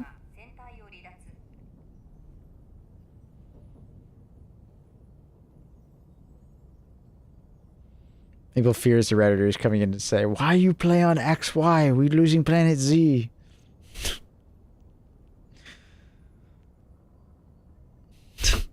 Yeah. All right, chat. I'm actually going to call it early today. I'm sorry. You probably noticed I'm just kind of out of it today. I just need like a mental day. Start the day off early. I'll be back on Tuesday. I think I'm probably just playing Helldivers on Tuesday. I think Blank is back and we'll finish the Halo playthrough. The new campaign Evolved. We'll finish that up and do the new missions and so on and so forth. So we might start off with Halo on Tuesday, but I think I'm going to convince Blank to like sleep in a little bit, and I'll start off with some HT2, like a couple hours, and then we'll play some Halo. So sorry for ending early. I just I wasn't. No, it's not your fault, Cosmic. Cosmic, it's not your fault. It's not your fault. It's all good. Don't worry about it. Not you, dude. Trust me. Seriously, not you. I got some other stuff that's going on in my head, and I need to just chill. Don't you worry, brother. It's not you, Cosmic. It's all good. It was a tough conversation, but it's all good. Yeah, I'll see you guys Tuesday. Thank you so much for watching. Thank you for the support as always. Sorry for ending early once again. And you guys have a fantastic rest of your day. Have a good morning, evening, afternoon, night, wherever you are in the world. Peace out. Bye, buddy.